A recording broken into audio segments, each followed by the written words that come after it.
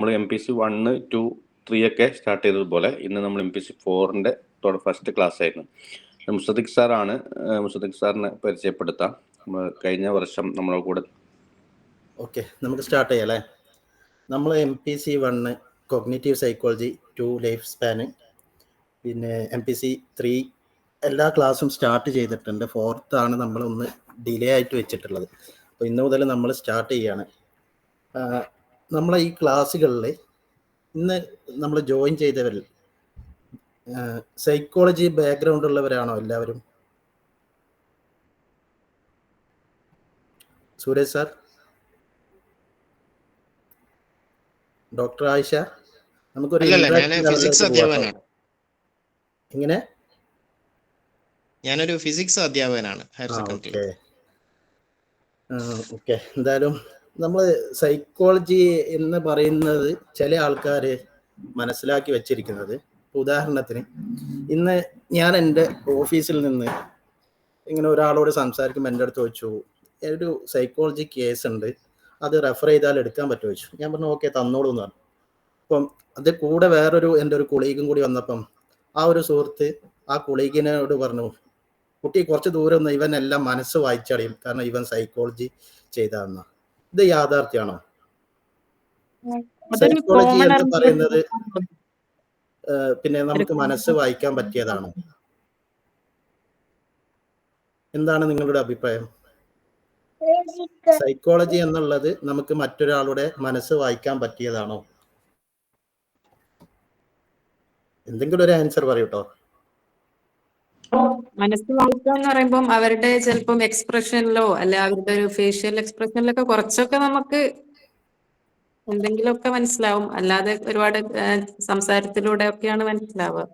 Okay, ചുരുങ്ങിയത് നമ്മളെങ്കിലും തിരിയും. Okay, അപ്പോൾ നമ്മൾ മനസ്സിലാക്കിയത് ഏകദേശം ഒരു ചെറിയൊരു പെർസെൻറ്റേജ് അതൊരു ശരിയാണ്. ശരിക്കും പറഞ്ഞാൽ ചില ആൾക്കാർ സൈക്കോളജി ഇത് സബ്ജക്റ്റ് എടുക്കുന്ന തന്നെ ആ ഒരു തെറ്റിദ്ധാരണ വെച്ചിട്ടായിരുന്നു. അതായത് നമുക്ക് മറ്റുള്ളവരെ മനസ്സ് വായിക്കാൻ പറ്റും, അല്ലെങ്കിൽ എന്തെങ്കിലും ചെയ്യാൻ പറ്റുമെന്ന് വിചാരിച്ചു. അങ്ങനെ ഒരു സംഭവം ഇല്ല. സൈക്കോളജി എന്ന് പറയുന്നത് എന്താണ്? ശരിക്കും മുന്നേ അതിൻ്റെ ഡെഫിനിഷൻ കൊടുത്തിരിക്കുന്നത് സൈക്കിയോളജി, അതായത് സൈക്കി എന്ന് പറഞ്ഞാൽ സോളിൻ്റെ മനസ്സിലാക്കാൻ പറ്റിയ ഒരു ഐഡിയോളജി ആയിട്ടാണ് സൈക്കോളജിയെ വന്നിട്ടുള്ളത് അല്ലേ. എന്നാൽ മുന്നേ കൊടുത്തിരിക്കുന്ന ഡെഫിനിഷൻ അതായിരുന്നു, ആത്മാവിനെ, സോളിനെ കുറിച്ച് പഠിക്കാൻ പറ്റും എന്ന് പറഞ്ഞുകൊണ്ടാണ് സൈക്കോളജി ഇൻട്രൊഡ്യൂസ് ചെയ്തത്. എന്നാൽ അത് പിന്നീട് മാറ്റപ്പെട്ടു. പിന്നെ അത് പറഞ്ഞു സ്റ്റഡി അബൌട്ട് മൈൻഡാണെന്ന് പറഞ്ഞു. സോളല്ല, മൈൻഡിനെ കുറിച്ചാണ് പഠിക്കാനുള്ള ഒരു ശാസ്ത്രശാഖയാണ് സൈക്കോളജി എന്നുള്ളത്. അതും റോങ് ആണ്. എന്നാൽ ഇപ്പൊ ആധുനിക കാലഘട്ടത്തിൽ സൈക്കോളജിയുടെ ഡെഫിനേഷൻ എന്താണ്? Scientific study about human behaviour and cognitive function. ഒരു മനുഷ്യന്റെ സ്വഭാവവും കോഗ്നിറ്റീവ് ഫങ്ഷനെ കുറിച്ചും പഠിക്കാൻ പറ്റിയൊരു സയന്റിഫിക് സ്റ്റഡിയാണ് സൈക്കോളജി എന്ന് പറയുന്നത് അല്ലേ. അല്ലാതെ നമ്മളെല്ലാവരും വിചാരിച്ചതുപോലെ എന്തല്ല, മനസ്സ് വായിക്കാൻ പറ്റിയ ഒരു ശാസ്ത്രശാഖയല്ല സൈക്കോളജി എന്ന് പറയുന്നത്. ഇത് ഞാൻ പറയാൻ ഉദ്ദേശിച്ചത് എന്ന് പറഞ്ഞാൽ, നമ്മൾ എടുക്കുന്ന ഇന്നത്തെ ക്ലാസ് സോഷ്യൽ സൈക്കോളജി എന്നുള്ളതാണ്. എന്താണ് സോഷ്യൽ സൈക്കോളജി? സൈക്കോളജി ഒന്നുണ്ട്, സോഷ്യൽ സൈക്കോളജി വേറെ ഉണ്ട്, സോഷ്യോളജി വേറെ ഉണ്ട്. അപ്പം നമ്മൾ ആദ്യം സൈക്കോളജിയും സോഷ്യോളജിയും ആദ്യം എന്താണെന്നുള്ളത് മനസ്സിലാക്കണം. എന്നാൽ മാത്രമേ നമുക്ക് സോഷ്യൽ സൈക്കോളജി മനസ്സിലാക്കാൻ പറ്റുള്ളൂ. സോഷ്യൽ സൈക്കോളജി മനസ്സിലാക്കിയാൽ മാത്രമേ നമുക്ക് എന്ത് ചെയ്യാൻ പറ്റുള്ളൂ? അഡ്വാൻസ് സോഷ്യൽ സൈക്കോളജിയും മനസ്സിലാക്കാൻ പറ്റുള്ളൂ. അതായത് അഡ്വാൻസ് സോഷ്യൽ സൈക്കോളജി എന്ന് പറയുന്നത് സോഷ്യൽ സൈക്കോളജിയുടെ ഒരു അപ്ലിക്കേഷൻ വേർഷൻ ആണ് അഡ്വാൻസ് സോഷ്യൽ സൈക്കോളജി എന്ന് പറയുന്നത്. ഇപ്പം സൈക്കോളജി എന്താണെന്നുള്ള ഏകദേശം എല്ലാവർക്കും മനസ്സിലായിട്ടുണ്ടാവൂലേ അല്ലേ? ആർക്കും സംശയമില്ലല്ലോ. സൈക്കോളജി എന്ന് പറയുന്നത് മനസ്സ് വായിക്കാനുള്ളതല്ല, scientific study about human behaviour and cognitive function, അതാണ് സൈക്കോളജി എന്ന് പറയുന്നത്. എന്നാൽ ഈ സൈക്കോളജിയുടെ ലോകം എന്ന് പറയുന്നത് എന്താണ്? വളരെ വിശാലമായ ലോകമാണ്. അതിന് ധാരാളം ബ്രാഞ്ചസുകളുണ്ട്. ഉദാഹരണത്തിന് ഇപ്പം നമ്മൾ ഏറ്റവും ലാസ്റ്റ് നമ്മുടെ ലെനയുടെ ഭർത്താവൊക്കെ എയറോസിൽ പോയിട്ട്, അവിടെ എയറോസ്പേസിൽ പോയിട്ട് തിരിച്ചു വന്നില്ലേ, അവർക്ക് വേണ്ടി പുതിയൊരു ശാഖ ഉണ്ടാക്കിയിട്ടുണ്ട്, സൈക്കോളജിയുടെ ഒരു പുതിയ ബ്രാഞ്ച് ഉണ്ടാക്കിയിട്ടുണ്ട്. ഇങ്ങനെ പലതരം ബ്രാഞ്ചുകളുണ്ട് സൈക്കോളജിയുടെ അണ്ടറിൽ. ഏകദേശം അമേരിക്കൻ സൈക്കോളജി അസോസിയേഷൻ എന്ന് പറയുന്ന നമ്മളൊക്കെ പഠിക്കുന്ന മാനുവൽ ആയിട്ടുള്ള APA ഇപ്പം ഏകദേശം ഒരു 55ഓളം ബ്രാഞ്ചസുകൾ സൈക്കോളജിയുടെ അണ്ടറിൽ അപ്രൂവ് ചെയ്ത് വെച്ചിട്ടുണ്ട്. Child psychology, criminal psychology, sports psychology, industrial psychology എന്നൊക്കെ പറഞ്ഞിട്ട് ഏകദേശം ഒരു 55ഓളം അപ്രൂവ്ഡ് ആയിട്ടുള്ള സൈക്കോളജി തന്നെ ഉണ്ട്. അതുകൂടാതെ ഈ കാലഘട്ടത്തിൽ ഇനിയും സൈക്കോളജിയുടെ പുതിയ പുതിയ ബ്രാഞ്ചുകൾ കടന്നു വരുന്നുണ്ട്. അതിൽപ്പെട്ടതാണ് പുതിയ പുതിയ പിന്നെ എയറോസ്പേസ് സൈക്കോളജി എന്നൊക്കെ പറഞ്ഞിട്ടുള്ള പുതിയ പുതിയ ബ്രാഞ്ചുകൾ. പക്ഷെ അതൊന്നും അപ്രൂവൽ ആയിട്ടില്ല, പുതുതായിട്ട് വന്നിട്ടേ ഉള്ളൂ. പിന്നെ എന്താണ് സോഷ്യൽ സൈക്കോളജി? എന്താണ് സൈക്കോളജിയും സോഷ്യൽ സൈക്കോളജിയും, എന്താണ് സോഷ്യോളജിയും സൈക്കോളജിയും തമ്മിലുള്ള ഡിഫറൻസ് എന്താണ്? ആർക്കെങ്കിലും അറിയോ? എന്താണ് സോഷ്യൽ സൈക്കോളജി, എന്താണ് സോഷ്യോളജി? നമ്മൾ സൈക്കോളജി പഠിച്ചു, ഒരു മനുഷ്യന്റെ, ഒരു ഹ്യൂമാന്റെ ബിഹേവിയറിനെ പഠിക്കാൻ സയന്റിഫിക് ആയിട്ടുള്ള സ്റ്റഡിയാണ് സൈക്കോളജി എന്ന് പറയുന്നത്. എന്നാൽ എന്താണ് സോഷ്യോളജി എന്ന് പറയുന്നത്? സൊസൈറ്റിയെ പറ്റിയുള്ള പഠനം. അതാണ്, കറക്റ്റാ. നമ്മൾ ഇൻഡിവിജ്വൽ എന്ന് പറയുന്ന മനുഷ്യന്റെ അതിൻ്റെ സോഷ്യലായിട്ടുള്ള അവസ്ഥകളെ കുറിച്ച് പഠിക്കുന്ന ഒരു ശാസ്ത്രശാഖയാണ് സോഷ്യോളജി എന്ന് പറയുന്നത്. അപ്പോൾ എന്തായിരിക്കും ഈ സോഷ്യൽ സൈക്കോളജി എന്ന് പറയുന്നത്? ഇത് രണ്ടും കൂടിയിട്ട് മിങ്കിളായിട്ടുള്ള ഒരു ശാസ്ത്രശാഖയാണ് സോഷ്യൽ സൈക്കോളജി എന്ന് പറയുന്നത്. അതായത് സൈക്കോളജി നമ്മൾ പഠിച്ചു, സോഷ്യോളജി നമ്മൾ പഠിച്ചു. സോഷ്യോളജി എന്ന് പറയുന്നത് ധാരാളം കൺസെപ്റ്റുകളാണ്. ഉദാഹരണത്തിന് സോഷ്യൽ പെർസെപ്ഷൻ, നമ്മൾ പിന്നെ മറ്റുള്ളവരെ കുറിച്ച്, നമ്മൾ ഒറ്റക്കായിരിക്കുമ്പോൾ മറ്റുള്ളവരെ കുറിച്ച് എന്ത് മനസ്സിലാക്കുന്നു? നമ്മളിപ്പോൾ ഉദാഹരണത്തിന് പറയുകയാണെങ്കിൽ, നമ്മളൊരു എക്സാം പാസ്സായി അല്ലെങ്കിൽ എക്സാം ഫെയിലായി, നമ്മളെ കുറിച്ച് ചിന്തിക്കുന്നത് എന്തായിരിക്കും? ഞാൻ മര്യാദയ്ക്ക് പഠിച്ചില്ല, ശരിക്കും പഠിച്ചിട്ടില്ല, അതുകൊണ്ടാണ് ഫെയിലായി എന്നുള്ളത്, അല്ലേ? എന്നാൽ നമ്മുടെ കൂട്ടുകാരൻ ഫെയിലായി കഴിഞ്ഞാൽ നമ്മൾ എന്ത് ചിന്തിക്കും? അവനെന്താണ്, കുരുത്തക്കേടുള്ളതുകൊണ്ടാണ്, അല്ലെങ്കിൽ വേറെന്തെങ്കിലും അവന് കാരണങ്ങൾ കണ്ടെത്തുന്ന ഒരു അവസ്ഥ. ഇങ്ങനെ കൺസെപ്റ്റുകൾ മനസ്സിലാക്കുന്നതാണ് സോഷ്യോളജി എന്ന് പറയുന്നത്. അതേപോലെ തന്നെ അതിൽ പറയുന്ന വേറൊരു കൺസെപ്റ്റാണ് സോഷ്യൽ ഇൻഫ്ലുവൻസ് എന്ന് പറയുന്നത്.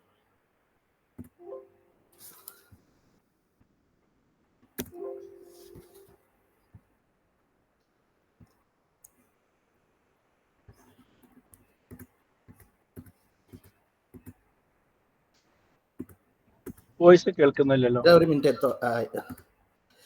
ഈ ഒരു തൊപ്പി എന്ന് പറയുന്ന ആളറിയോ? ഇതിനറിയാത്ത കേരളത്തിലെ ആള് വളരെ കുറവായിരിക്കും. സ്ലൈഡ് ചേഞ്ച് ആവുന്നില്ല സുധീക് സാർ. ചേഞ്ച് ആവുന്നില്ല? നോ. ഓക്കെ ചേഞ്ച് ആയി.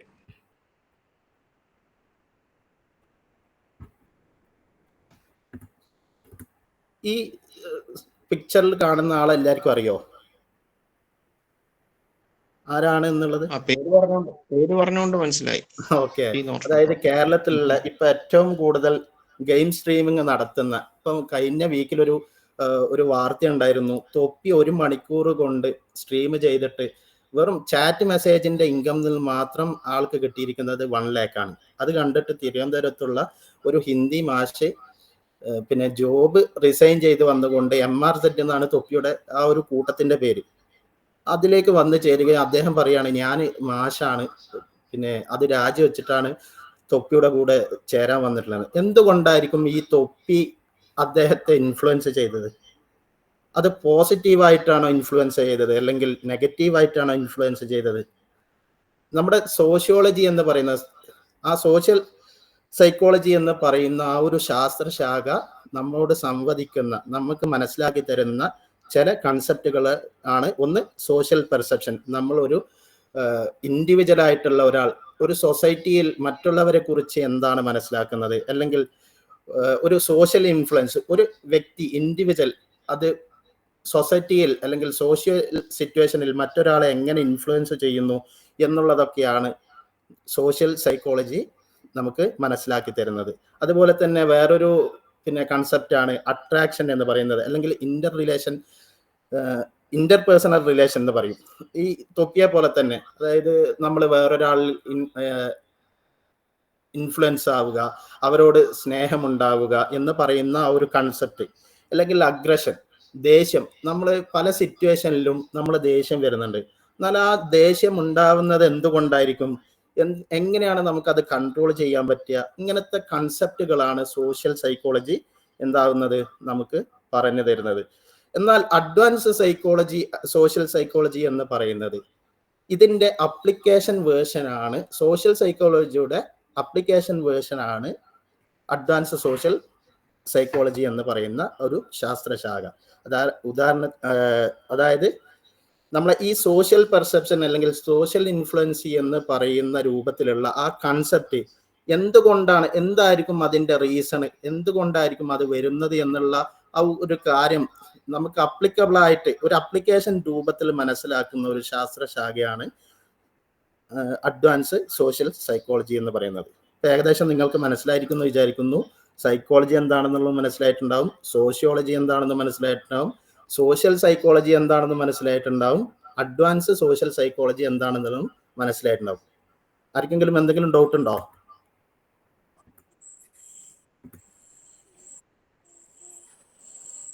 ഹലോ? ഇല്ല കുഴപ്പമില്ല, മുന്നോട്ട് ഓക്കെ. പോകാം. ഇനി നമുക്ക് അഡ്വാൻസ് സോഷ്യൽ സൈക്കോളജിയാണ് നമ്മുടെ ഇന്നത്തെ ചാപ്റ്റർ. എന്താണ് അഡ്വാൻസ് സോഷ്യൽ സൈക്കോളജി എന്നുള്ളത് നമ്മൾ പറഞ്ഞു. അതിന്റെ ഇൻട്രൊഡക്ഷൻ. അഡ്വാൻസ് സോഷ്യൽ സൈക്കോളജി എന്ന് പറയുന്നത് study of how people think, influence and relate to others. ഞാൻ നേരത്തെ പറഞ്ഞ കുറെ കൺസെപ്റ്റുകളുണ്ട് അല്ലെ. അതായത് സോഷ്യൽ പെർസെപ്ഷൻ. മാറിയിട്ടില്ല.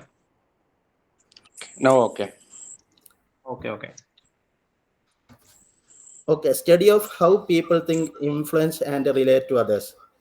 ഒരു മനുഷ്യൻ അല്ലെങ്കിൽ ഒരു ഇൻഡിവിജ്വൽ അല്ലെങ്കിൽ ഒരാൾ എങ്ങനെയാണ് ചിന്തിക്കുന്നത്, അല്ലെങ്കിൽ ഒരാൾ വേറൊരാളിൽ എങ്ങനെയാണ് ഇൻഫ്ലുവൻസ് ആവുന്നത്, അല്ലെങ്കിൽ എങ്ങനെയാണ് ഇത് ബന്ധിപ്പിക്കുന്നത് എന്നുള്ള ഒരു സ്റ്റഡിയാണ് അഡ്വാൻസ് സോഷ്യൽ സൈക്കോളജി. ഇതാണ് അതിന്റെ ഡെഫിനിഷൻ.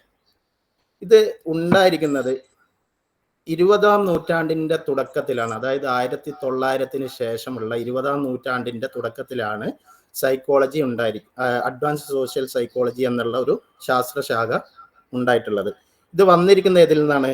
സൈക്കോളജി അല്ലെങ്കിൽ സോഷ്യോളജി എന്നുള്ള പാരൻസ്, ഈ രണ്ട് ശാസ്ത്രശാഖയിൽ നിന്നും കൂടി ഉണ്ടായിരിക്കുന്ന ഒരു ശാസ്ത്രശാഖയാണ് അഡ്വാൻസ് സോഷ്യൽ സൈക്കോളജി എന്ന് പറയുന്നത്.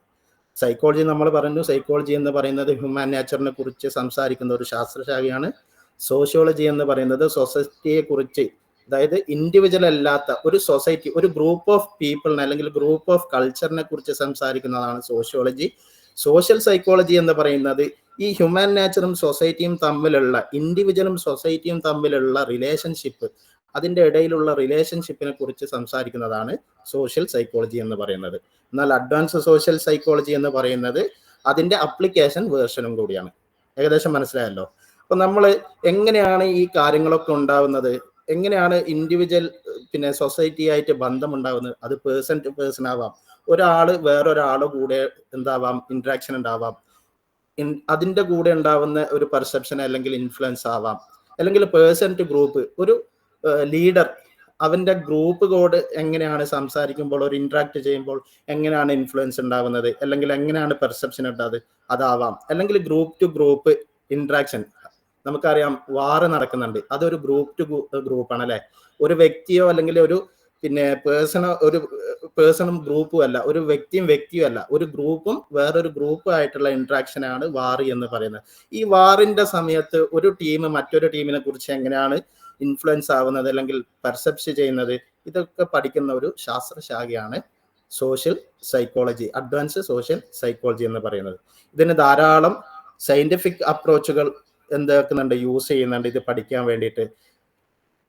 നേരത്തെ പറഞ്ഞതുപോലെ തന്നെ എക്സാം ഫയൽ ചെയ്യുമ്പോൾ നമ്മൾ ഒരു എക്സാമിൽ പൊട്ടിപ്പോയി കഴിഞ്ഞാൽ നമ്മൾ മനസ്സിലാക്കുന്നു നമ്മളെ കുറിച്ച് നമ്മൾ വളരെ പോസിറ്റീവായിട്ട് മനസ്സിലാക്കുകയും നമ്മളെ സുഹൃത്തുക്കൾ അല്ലെങ്കിൽ നമ്മളെ എതിരാളിയെ കുറിച്ച് വളരെ മോശമായിട്ട് മനസ്സിലാക്കുന്ന ആ ഒരു സോഷ്യൽ പെർസെപ്ഷൻ അല്ലെങ്കിൽ ഇൻഫ്ലുവൻസ് ആൻഡ് ബിഹേവിയർ. ഹിറ്റ്ലർ തുപ്പിയെ പോലെ, ഹിറ്റ്ലർ എന്ന് പറയുന്നത് നമുക്ക് എല്ലാവർക്കും അറിയാം, ജർമ്മനിയിൽ ധാരാളം ആൾക്കാരെ അല്ലെങ്കിൽ ലോകത്ത് ഒരു പറ്റം ആൾക്കാരെ കൊന്നൊടുക്കിയ ഒരു മഹാനായ മനുഷ്യനല്ലേ ഹിറ്റ്ലർ എന്ന് പറയുന്നത്. മഹാൻ എന്ന് പറഞ്ഞൂടെ, അതായത് ഞാൻ അത് ആ ഒരു രൂപത്തിൽ പറഞ്ഞല്ലോ കേട്ടോ. ഹിറ്റ്ലർ എന്ന് പറയുന്ന ഒരാള് അദ്ദേഹത്തിന്റെ പടയാളികളെ കൊണ്ട് ധാരാളം ആൾക്കാരെ കൊല ചെയ്തു. എങ്ങനെയാണ് ഹിറ്റ്ലറിനെ മറ്റുള്ളവർ അനുസരിച്ചത്? അവിടെ ഉണ്ടായിരിക്കുന്ന ഒരു ഒബീഡിയൻസ് എന്ന് പറയുന്ന ഒരു കൺസെപ്റ്റ്, അതായത് ഹിറ്റ്ലർ പറയുന്ന എന്തും അനുസരിച്ചിട്ട് ആ ഒരു വൃത്തികേടിന് കൂട്ടുനിന്ന പടയാളികൾ, എങ്ങനെയാണ് അത് ഉണ്ടായത്? എങ്ങനെയാണ് ഹിറ്റ്ലറും അവരും തമ്മിലുള്ള ഇൻഫ്ലുവൻസ് ഉണ്ടായത്? ആ ഒരു ഒബീഡിയൻസ് എങ്ങനെയാണ് ഉണ്ടായത്, ഇതിനെക്കുറിച്ചൊക്കെ മനസ്സിലാക്കുന്ന ഒരു ശാസ്ത്രശാഖയും കൂടിയാണ് ഇത് അഡ്വാൻസ് സോഷ്യൽ സൈക്കോളജി എന്ന് പറയുന്നത്.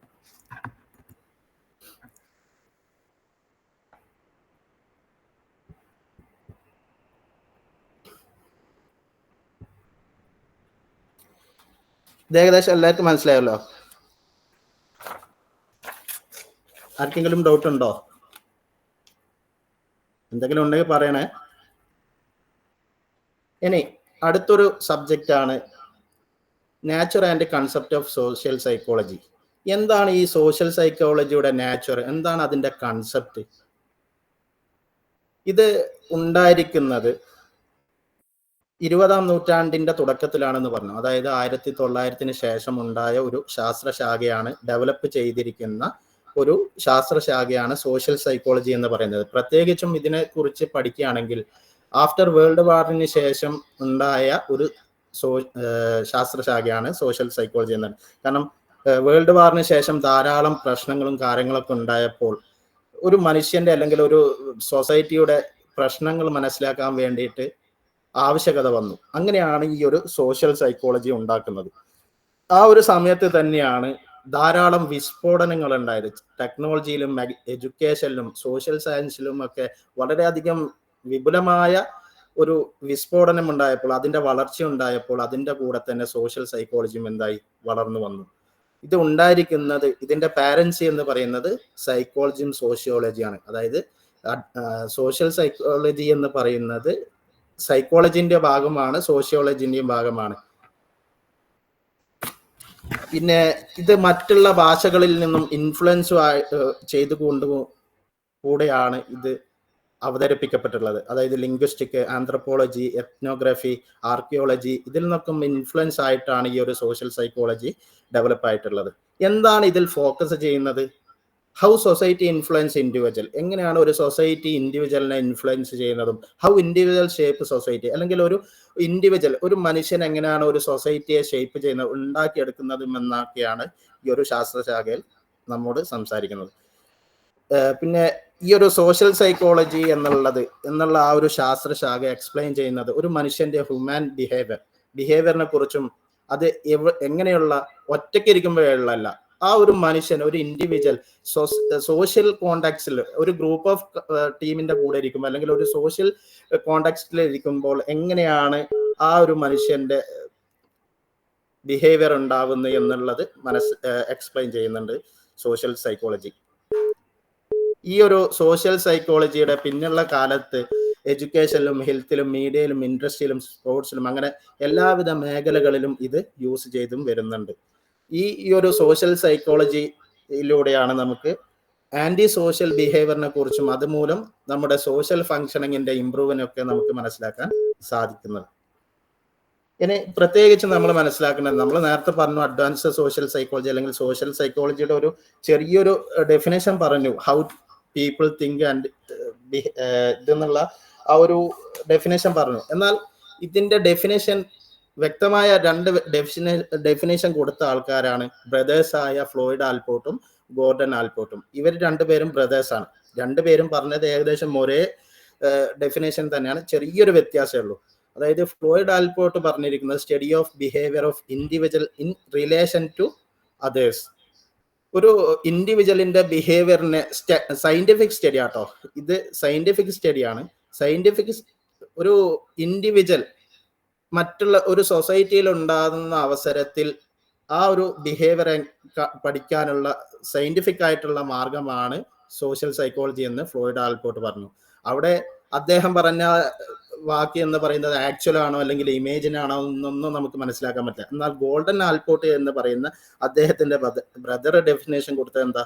Study of how individual thoughts, feeling and behaviour are influenced by the actual or imagined or implied presence of others.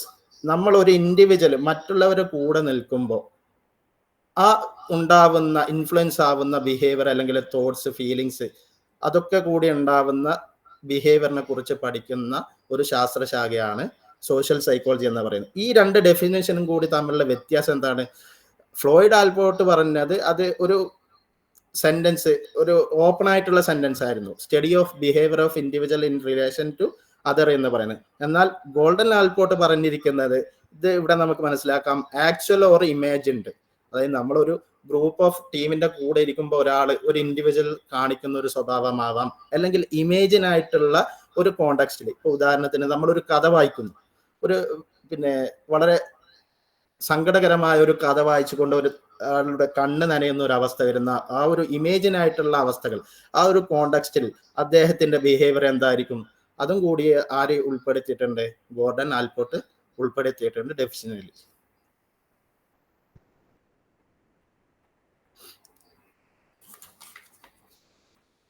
ഇനി സോഷ്യൽ സൈക്കോളജിയുടെ നാച്ചറിന്റെ ആദ്യത്തെ ഒരു പാർട്ടാണ് സോഷ്യൽ സൈക്കോളജി എന്ന് പറയുന്നത് സയന്റിഫിക് ആണ്.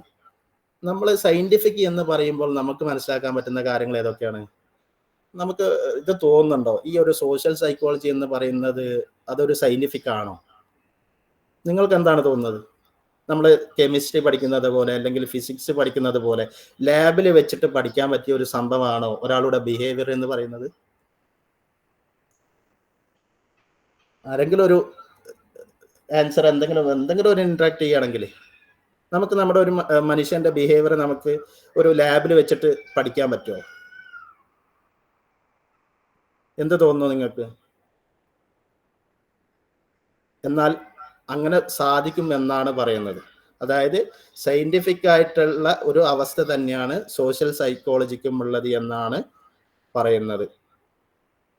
കാരണം സോഷ്യൽ സൈക്കോളജി എന്ന് പറയുന്ന ആ ഒരു ശാസ്ത്രശാഖ എന്താണ് നമുക്ക് മനസ്സിലാക്കി തരുന്നത്? നമ്മുടെ കുറെ കൺസെപ്റ്റുകൾ, ലവ്, ജലസി, അഗ്രഷൻ, അൽത്തൂറിസം അല്ലെങ്കിൽ ഗ്രൂപ്പ് ബിഹേവിയർ, ഇങ്ങനത്തെ ധാരാളം നമ്മുടെ സ്വഭാവങ്ങളെ കുറിച്ചാണ് എന്താക്കുന്നത്, ഹ്യൂമൻ ബിഹേവിയറിനെ കുറിച്ചാണ് അത് മനസ്സിലാക്കി തരുന്നത്. അതുകൊണ്ട് നമുക്ക് തന്നെ ഒരു ചെറിയൊരു സംശയം ഉണ്ടാവും, ഇത് മറ്റുള്ള സയന്റിഫിക് ആയിട്ടുള്ള അവസ്ഥകളെ പോലെയാണോ ഇത് എന്നുള്ളത്. എന്നാൽ ഇത് യഥാർത്ഥത്തിൽ മറ്റുള്ള കോമൺ സെൻസ് പോലെ, ഇപ്പൊ നമ്മൾ ഒരാളെ മറ്റുള്ള എവിഡൻസ് ബേസ്ഡ് ആയിട്ടുള്ള കാര്യങ്ങൾ നമ്മൾ ഒരു ലാബിൽ ടെസ്റ്റ് ചെയ്യുന്നത് പോലെ നമ്മുടെ ബിഹേവിയറും മറ്റും കാര്യങ്ങളും ചെയ്യാൻ പറ്റുമോ എന്നുള്ളത് ഇപ്പോഴും ഒരു ചർച്ചയ്ക്ക് നിലനിൽക്കുന്ന ഒരു കാര്യം കൂടിയാണ്. എന്നാൽ ഈ ഒരു സയന്റിഫിക് സ്റ്റഡി ആവണമെങ്കിൽ ധാരാളം ആൾക്കാർ പല റൂളുകളും പറഞ്ഞിട്ടുണ്ട്. ആ ഒരു കാര്യത്തിന് സയന്റിഫിക് ആവണമെങ്കിൽ റൂള് വെച്ച പല ആൾക്കാരുമുണ്ട്. അതിൽ വളരെ വ്യക്തമായ ഒരു 3 റൂളാണ് മാക്ഡേവിഡ് ഹരാരി എന്ന് പറയുന്ന ഒരാള്, ഒരു സൈക്കോളജിസ്റ്റ് വെച്ചിരിക്കുന്ന റൂള്. 3 റൂളാണ് അദ്ദേഹം ഒരു കാര്യം സയന്റിഫിക് സ്റ്റഡി ആവണമെങ്കിൽ അല്ലെങ്കിൽ നാച്ചർ സയന്റിഫിക് ആവണമെങ്കിൽ ഈ ഒരു 3 കാര്യങ്ങൾ ഉണ്ടെങ്കിൽ മാത്രമേ അതൊരു സയന്റിഫിക് അവസ്ഥ ആവും എന്ന് അദ്ദേഹം പറഞ്ഞത്. അതെന്തൊക്കെയാണ്? ഒന്ന്, കെയർഫുൾ ഒബ്സർവേഷൻ.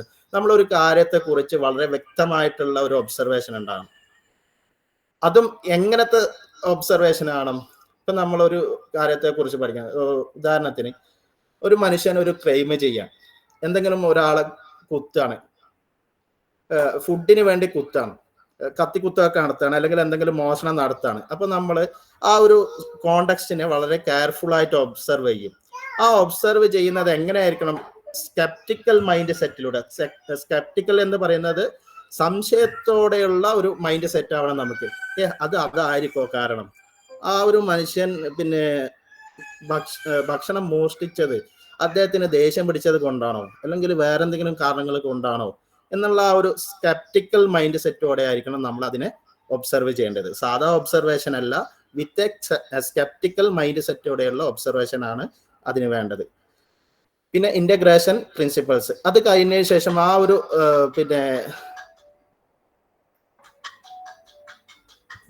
ഒരു മിനിറ്റ്,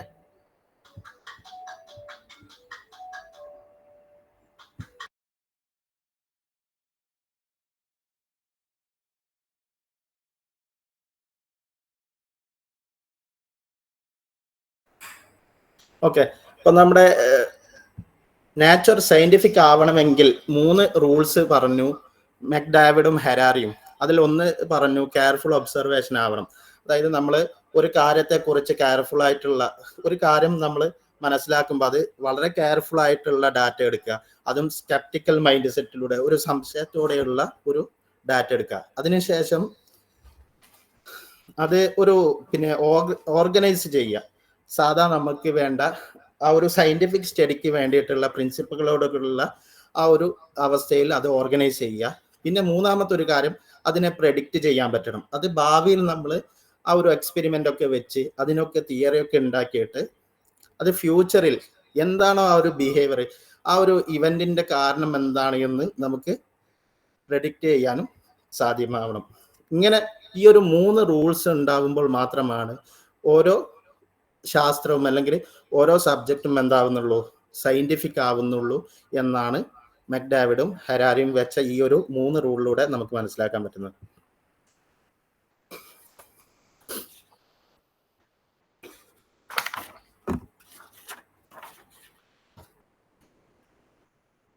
ഇനി നേച്ചറിന്റെ രണ്ടാമത്തെ ഒരു കൺസെപ്റ്റ് ആണ് സോഷ്യൽ സൈക്കോളജി എന്ന് പറയുന്നത്. Experience and behaviour of studies the experience and behaviour of individual എന്ന് പറയുന്നത്.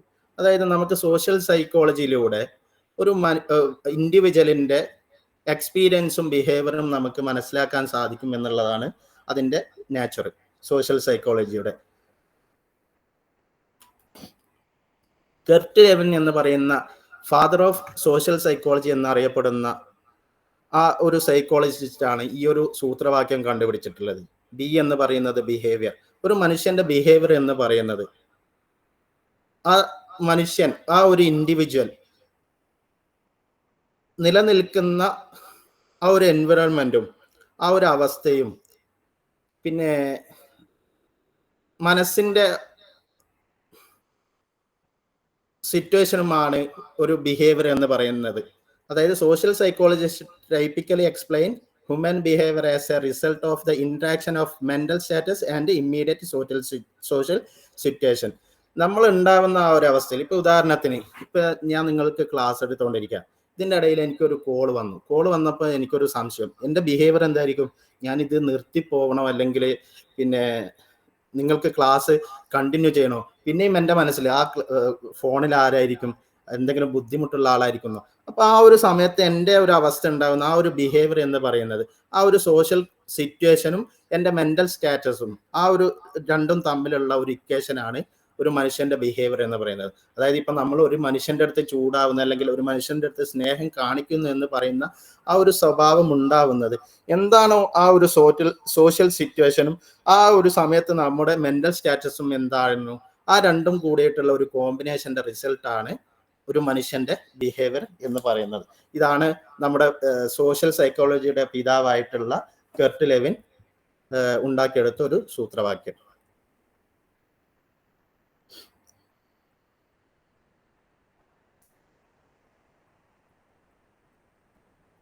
ഇനി എന്താണ് സോഷ്യൽ ബിഹേവിയറിന്റെയും തോട്ടിന്റെയും കാരണങ്ങൾ എന്തൊക്കെയായിരിക്കും? അതായത് നമ്മൾ സോഷ്യൽ സൈക്കോളജിയുടെ നേച്ചറും കൺസെപ്റ്റും ഒക്കെ പറഞ്ഞു അല്ലേ. എന്നാൽ സോഷ്യൽ സൈക്കോളജി ഇത് രണ്ടും മാത്രമാണോ? സയന്റിഫിക് സ്റ്റഡിയും അല്ലെങ്കിൽ ഹ്യൂമൻ ബിഹേവിയറിനെ കുറിച്ചും അല്ലെങ്കിൽ അത് പഠനം മാത്രമാണോ? അല്ല. സോഷ്യൽ സൈക്കോളജി എന്ന് പറയുന്നത് studies of behaviour and it's underlying causes. എന്തുകൊണ്ടാണ് ആ ഒരു ബിഹേവിയർ ഒരു മനുഷ്യനിൽ, ഒരു ഇൻഡിവിജ്വലിൽ ഉണ്ടാകുന്നത് എന്നും കൂടി എന്താക്കുന്നുണ്ട്, പഠിക്കാനുള്ള ഒരു അവസരം ഉണ്ടാക്കുന്നുണ്ട് സോഷ്യൽ സൈക്കോളജി എന്നുള്ളത്. ബാരൻ ബ്രയൺ എന്ന് പറയുന്ന 2 സൈക്കോളജിസ്റ്റ് ആണ് ഈ ഒരു 5 കീ ഫാക്ടർ ഉണ്ടാക്കിയിട്ടുള്ളത്. സോഷ്യൽ സൈക്കോളജി അതിന്റെ കാരണം, ബിഹേവിയർ ഉണ്ടാവുന്നതിന്റെ കാരണം കൂടി കണ്ടെത്താൻ സാധിക്കും എന്നുള്ള പറഞ്ഞതിന്റെ 5 ഫാക്ടറുകൾ പറഞ്ഞിട്ടുണ്ട്. ഒന്ന്, ആക്ഷൻ ട്രൈ ടു അതേഴ്സ്. നമ്മളിപ്പോൾ ഒരു മനുഷ്യൻ, ഒരു ഇൻഡിവിജ്വൽ വേറൊരാളോട് കൂടെ ചൂടാവുകയോ അല്ലെങ്കിൽ എന്തെങ്കിലും ഒരു അവസ്ഥ കാണിക്കണമെങ്കിൽ എന്തായിരിക്കും അതിന് കാരണം? അദ്ദേഹത്തോട് മറ്റുള്ള ആൾ എങ്ങനെയായിരിക്കും ബിഹേവ് ചെയ്തിട്ടുള്ളത്, അതിനനുസരിച്ചായിരിക്കും എന്തായിരിക്കുന്നത് ഈ ഒരു ഇൻഡിവിജ്വലിന്റെയും സ്വഭാവം ഉണ്ടാവുക എന്നുള്ളത്. ഇതാണ് മെയിൻ ആയിട്ടുള്ള ഒരു ഫാക്ടർ. ടോട്ടൽ 5 ഫാക്ടർ ആണ് ഉണ്ടാകുന്നത്. എന്തുകൊണ്ടാണ് ഒരു ബിഹേവിയർ, ഒരു ഇൻഡിവിജ്വലിന്റെ ബിഹേവിയർ ഉണ്ടാവാനുള്ള കോസസുകൾ എന്തൊക്കെയാണെന്നുള്ള 5 കീ ഫാക്ടറുകളാണ് പറയുന്നത്. ഒന്ന്, ഒരാൾ വേറൊരാളോട് എങ്ങനെയാണോ വർത്തിക്കുന്നത് അതിനനുസരിച്ചായിരിക്കും ബിഹേവിയർ ഉണ്ടാവുന്നത്. രണ്ടാമത്തെ ഒരു ഫാക്ടർ എന്ന് പറയുന്നത് കോഗ്നിറ്റീവ് പ്രോസസ്സാണ്. അതായത് നമ്മുടെ മെമ്മറി, റീസണിങ്, ബിലീഫ്, ജഡ്ജ്മെന്റ്. ഇപ്പൊ നമ്മൾ എന്തെങ്കിലും നമ്മുടെ ബിലീഫിനെതിരെ കളിക്കുമ്പോൾ നമ്മൾ അതിനെ അതിനെതിരെ ശബ്ദിക്കുക, അല്ലെങ്കിൽ അതിനെതിരെ ഡിഫെൻഡ് ചെയ്യുക, ഇതൊക്കെ ഉണ്ടാവില്ലേ. അപ്പൊ ഇങ്ങനെ കോഗ്നിറ്റീവ് പ്രോസസ്സിലൂടെയും എന്താവുന്നുണ്ട്, നമ്മുടെ ബിഹേവിയർ ഉണ്ടാവുന്നുണ്ട്. അതേപോലെ എക്കോളജിക്കൽ വേരിയബിൾ, നമ്മളെ എൻവയറോൺമെന്റ് ഇൻഫ്ലുവൻസ് ചെയ്യുന്നുണ്ട് നമ്മുടെ ബിഹേവിയറിനെ. നമ്മുടെ ഒരു നാട്ടിന്റെ അവസ്ഥ, അല്ലെങ്കിൽ നമ്മളിപ്പോ ഒരു സോഷ്യൽ കോണ്ടാക്ട്, അതായത് നാട്ടിലെ ഒരു ബസ്സിലൂടെ പോയിക്കൊണ്ടിരിക്കുക. ആ ബസ്സിൽ ഇപ്പൊ നാട്ടിൽ തണുപ്പാണല്ലോ, എന്തെങ്കിലും അടുത്തുനിന്ന് ഒരാൾ എന്തെങ്കിലും ചെയ്യുമ്പോൾ നമ്മൾ മിണ്ടാതിരിക്കും, കാരണം തണുപ്പിന് പറ്റില്ല എന്ന് പറയുന്ന ഒരു അവസ്ഥയിൽ. ഇനി ഇപ്പൊ ഒരു ചൂടാണെന്നുള്ള കാലം കൂട്ടിക്കോ, നമ്മളിങ്ങനെ സുഖമായിട്ട് യാത്ര ചെയ്യുന്നു, ഒരു ബസ്സിൽ യാത്ര ചെയ്യുന്നു, അടുത്ത് വന്നിട്ട് ഒരാൾ വന്നിരിക്കുമ്പോൾ നമ്മളെ ബിഹേവിയർ എന്തായിരിക്കും? ഓ, ഞാൻ ഒറ്റയ്ക്ക് സുഖമായിട്ട് പോകുന്ന ഒരു അവസ്ഥയാണ്, ഒരാൾ നമ്മളെ അടുത്ത് വന്നിരുന്നു. അപ്പൊ ആ ഒരു ബിഹേവിയർ ഉണ്ടല്ലോ. അപ്പൊ എന്താവുന്നുണ്ട്, നമ്മുടെ ആ ഒരു എക്കോളജിക്കൽ വേരിയബിളും എന്താവുന്നുണ്ട്, നമ്മുടെ ബിഹേവിയറിനെ ഉണ്ടാക്കുന്നുണ്ട്. അതേപോലെ കൾച്ചർ കോണ്ടാക്ട്സ്, നമ്മളെ ഗ്രൂപ്പ് മെമ്പർഷിപ്പ് അല്ലെങ്കിൽ നോംസ്, നമ്മുടെ കൾച്ചറിൽ വരുന്ന നോംസുകളൊക്കെ ബിഹേവിയർ ഉണ്ടാക്കുന്നതിന്റെ ഫാക്ടേഴ്സുകളാണ്. അതേപോലെ ബയോളജിക്കൽ ആസ്പെക്റ്റുകൾ, നമ്മളെ ജനറ്റിക് ആയിട്ടുള്ള അല്ലെങ്കിൽ ഹ്യൂമൻ ബിഹേവിയർ പാറ്റേൺസിലൊക്കെ എന്താവുന്നുണ്ട്, ഒരു മനുഷ്യന്റെ ബിഹേവിയർ, ഒരു ഇൻഡിവിജ്വലിന്റെ ബിഹേവിയർ ഉണ്ടാക്കുന്നതിന് പ്രോസസ് ആവുന്നുണ്ട്. ഇനി എന്താണ് സ്കോപ്പ് ഓഫ് സോഷ്യൽ സൈക്കോളജി? നമ്മൾ ഈ സോഷ്യൽ സൈക്കോളജി പഠിച്ചത് കൊണ്ട് എന്താണ് നമുക്ക് കിട്ടുക? ഇവിടെ സ്കോപ്പ് എന്നുകൊണ്ട് ഉദ്ദേശിക്കുന്നത് എന്തല്ല, ജോലിയല്ല കേട്ടോ. അതായത് സോഷ്യൽ സൈക്കോളജി പഠിച്ചത് കൊണ്ട് നമുക്ക് എന്ത് ജോലിയാണ് കിട്ടുക എന്നുള്ള സ്കോപ്പ് അല്ല. എന്താണ് ഈ ഒരു സോഷ്യൽ സൈക്കോളജി കൊണ്ടുള്ള ഉദ്ദേശം എന്നുള്ളതാണ് ഇവിടെ സ്കോപ്പ് കൊണ്ടുള്ള ഉദ്ദേശം. അത് understand the relationship between mind, group and behaviours in 3 general ways. നമുക്ക് 3 മാർഗങ്ങളിലൂടെ നമ്മുടെ മൈൻഡിന്റെയും ഗ്രൂപ്പിന്റെയും ബിഹേവിയേഴ്സിന്റെ ഒക്കെ ഇടയിലുള്ള റിലേഷൻഷിപ്പ് മനസ്സിലാക്കാൻ പറ്റും സോഷ്യൽ സൈക്കോളജിയുടെ. അതാണ് സോഷ്യൽ സൈക്കോളജിയുടെ സ്കോപ്പ് എന്ന് പറയുന്നത്. അതായത് നമ്മുടെ മൈൻഡിന്റെയും ഗ്രൂപ്പിന്റെയും അല്ലെങ്കിൽ ബിഹേവിയേഴ്സിന്റെ ഒക്കെ ഇടയിലുള്ള റിലേഷൻഷിപ്പ് എന്തായിരിക്കും എന്ന് മനസ്സിലാക്കാൻ പറ്റുന്ന ഒരു സ്കോപ്പാണ്. അത് 3 രൂപത്തിൽ നമുക്ക് മനസ്സിലാക്കും. എങ്ങനെയൊക്കെയാണ്? ഒന്ന്, influence of others on individual. ഒരു ഗ്രൂപ്പ് ഒരു ഇൻഡിവിജ്വലിനെ എങ്ങനെ ഇൻഫ്ലുവൻസ് ചെയ്യുക എന്നുള്ളത്. ഒരു ഉദാഹരണം പറയുകയാണെങ്കിൽ, നമ്മളിപ്പോ ക്ലാസ് എടുത്തുകൊണ്ടിരിക്കുക, ടീച്ചർ ചോദിക്കുകയാണ്, ഒരു ക്വസ്റ്റ്യൻ ചോദിച്ചുകൊണ്ട് ആൻസർ പറയാം.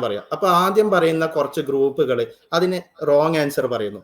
എന്നാൽ നമുക്ക് അതിന്റെ യഥാർത്ഥ ആൻസർ അറിയാം. പക്ഷെ നമ്മൾ എന്ത് വിചാരിക്കുന്നു, ഇനിയിപ്പോ ഞാൻ അത് പറഞ്ഞത് കൊണ്ട് ഞാൻ ആ ഒരു ഗ്രൂപ്പിൽ നിന്ന് ഒഴിവായി പോവോ? അങ്ങനെ ഒഴിവായി പോകുന്നത് കൊണ്ട് ഞാനും എന്ത് പറയുന്നു, ആ ഒരു റോങ് ആൻസർ പറയുന്നു. ആ ഒരു കൺഫോമിറ്റി, ആ ഒരു ഗ്രൂപ്പിന്റെ കൂടെ നിലനിൽക്കുക എന്നുള്ള ഒരു കൺഫോമിറ്റിക്ക് വേണ്ടിയിട്ട് ഞാനും അതിനെന്താവുന്നു, ആ ഒരു റോങ് ആൻസർ പറയുന്ന ഒരു അവസ്ഥ. ഇതാണ് influence of others on individual. ഒരു ഗ്രൂപ്പ് ഒരു ഇൻഡിവിജ്വലിനെ സ്വാധീനിക്കുന്ന ഒരവസ്ഥ. അല്ലെങ്കിൽ influence of individual on group, ഒരു ലീഡർ, അദ്ദേഹത്തിന്റെ ഗ്രൂപ്പ്, ആ ഒരു ഗ്രൂപ്പിനെ എങ്ങനെയൊക്കെയാണ് കാര്യങ്ങൾ നടത്തിക്കൊണ്ട് പോകാൻ എന്തൊക്കെ ഇൻഫ്ലുവൻസ് ചെയ്യുന്നുണ്ടോ ആ ഒരു അവസ്ഥ. ഇനി group as A behavioural entities. ഇനി ഒരു ഗ്രൂപ്പ്, ഒരു വലിയൊരു ഗ്രൂപ്പ് വന്നുകൊണ്ട് ഒരു കൾച്ചറിലോ ഒരു ഇതിലോ ചെയ്യുന്ന ഒരു അവസ്ഥ.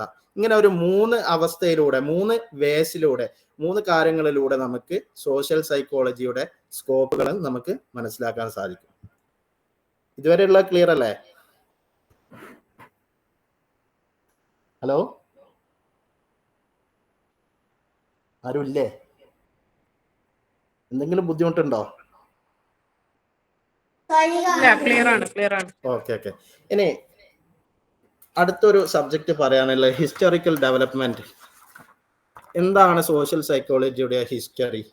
നമ്മൾ ഇത്രകാലം പറഞ്ഞല്ലേ, സോഷ്യൽ സൈക്കോളജി എന്താണെന്നുള്ള പറഞ്ഞു, സൈക്കോളജി എന്താണെന്നുള്ള പറഞ്ഞു, സോഷ്യോളജി എന്താണെന്നുള്ള പറഞ്ഞു, അതിന്റെ നേച്ചർ പറഞ്ഞു, കൺസെപ്റ്റ് പറഞ്ഞു, സ്കോപ്പ് ഒക്കെ പറഞ്ഞു. ഇനി ഇതെങ്ങനെയാണ് ഉണ്ടായിട്ടുള്ളത്? അതായത് മുന്നുള്ള പഴയ കാലത്ത് എല്ലാ കാര്യങ്ങളും കൂടുതൽ ഉത്ഭവിച്ചിട്ടുള്ള ഏതിൽ നിന്നാണ്? ഫിലോസഫിയിൽ നിന്നാണ് അല്ലെ? ഈ ഒരു ഫിലോസഫിയിൽ നിന്നാണ് മറ്റുള്ള കാര്യങ്ങളെല്ലാം എന്തായിട്ടുള്ളത്, അതിൽ നിന്നൊക്കെ ബ്രാഞ്ച് ആയിട്ട് പോയിട്ടുള്ളത്. ഉദാഹരണത്തിന് നമ്മളെ സൈക്കോളജി പോലും ഏതായിരിക്കുന്നു, ഫിലോസഫിയിൽ നിന്നും കടന്നു വന്ന അവസ്ഥയായിരുന്നു. സൈക്കോളജിയുടെ ശരിക്കും പാരന്റ് എന്ന് പറയുന്നത് ഫിലോസഫിയാണ്. ഫിലോസഫിയിൽ നിന്നാണ് സൈക്കോളജി പോലും എന്തായിട്ടുള്ളത്, ബ്രാഞ്ച് ആയിട്ട് മാറിയിട്ടുള്ളത്.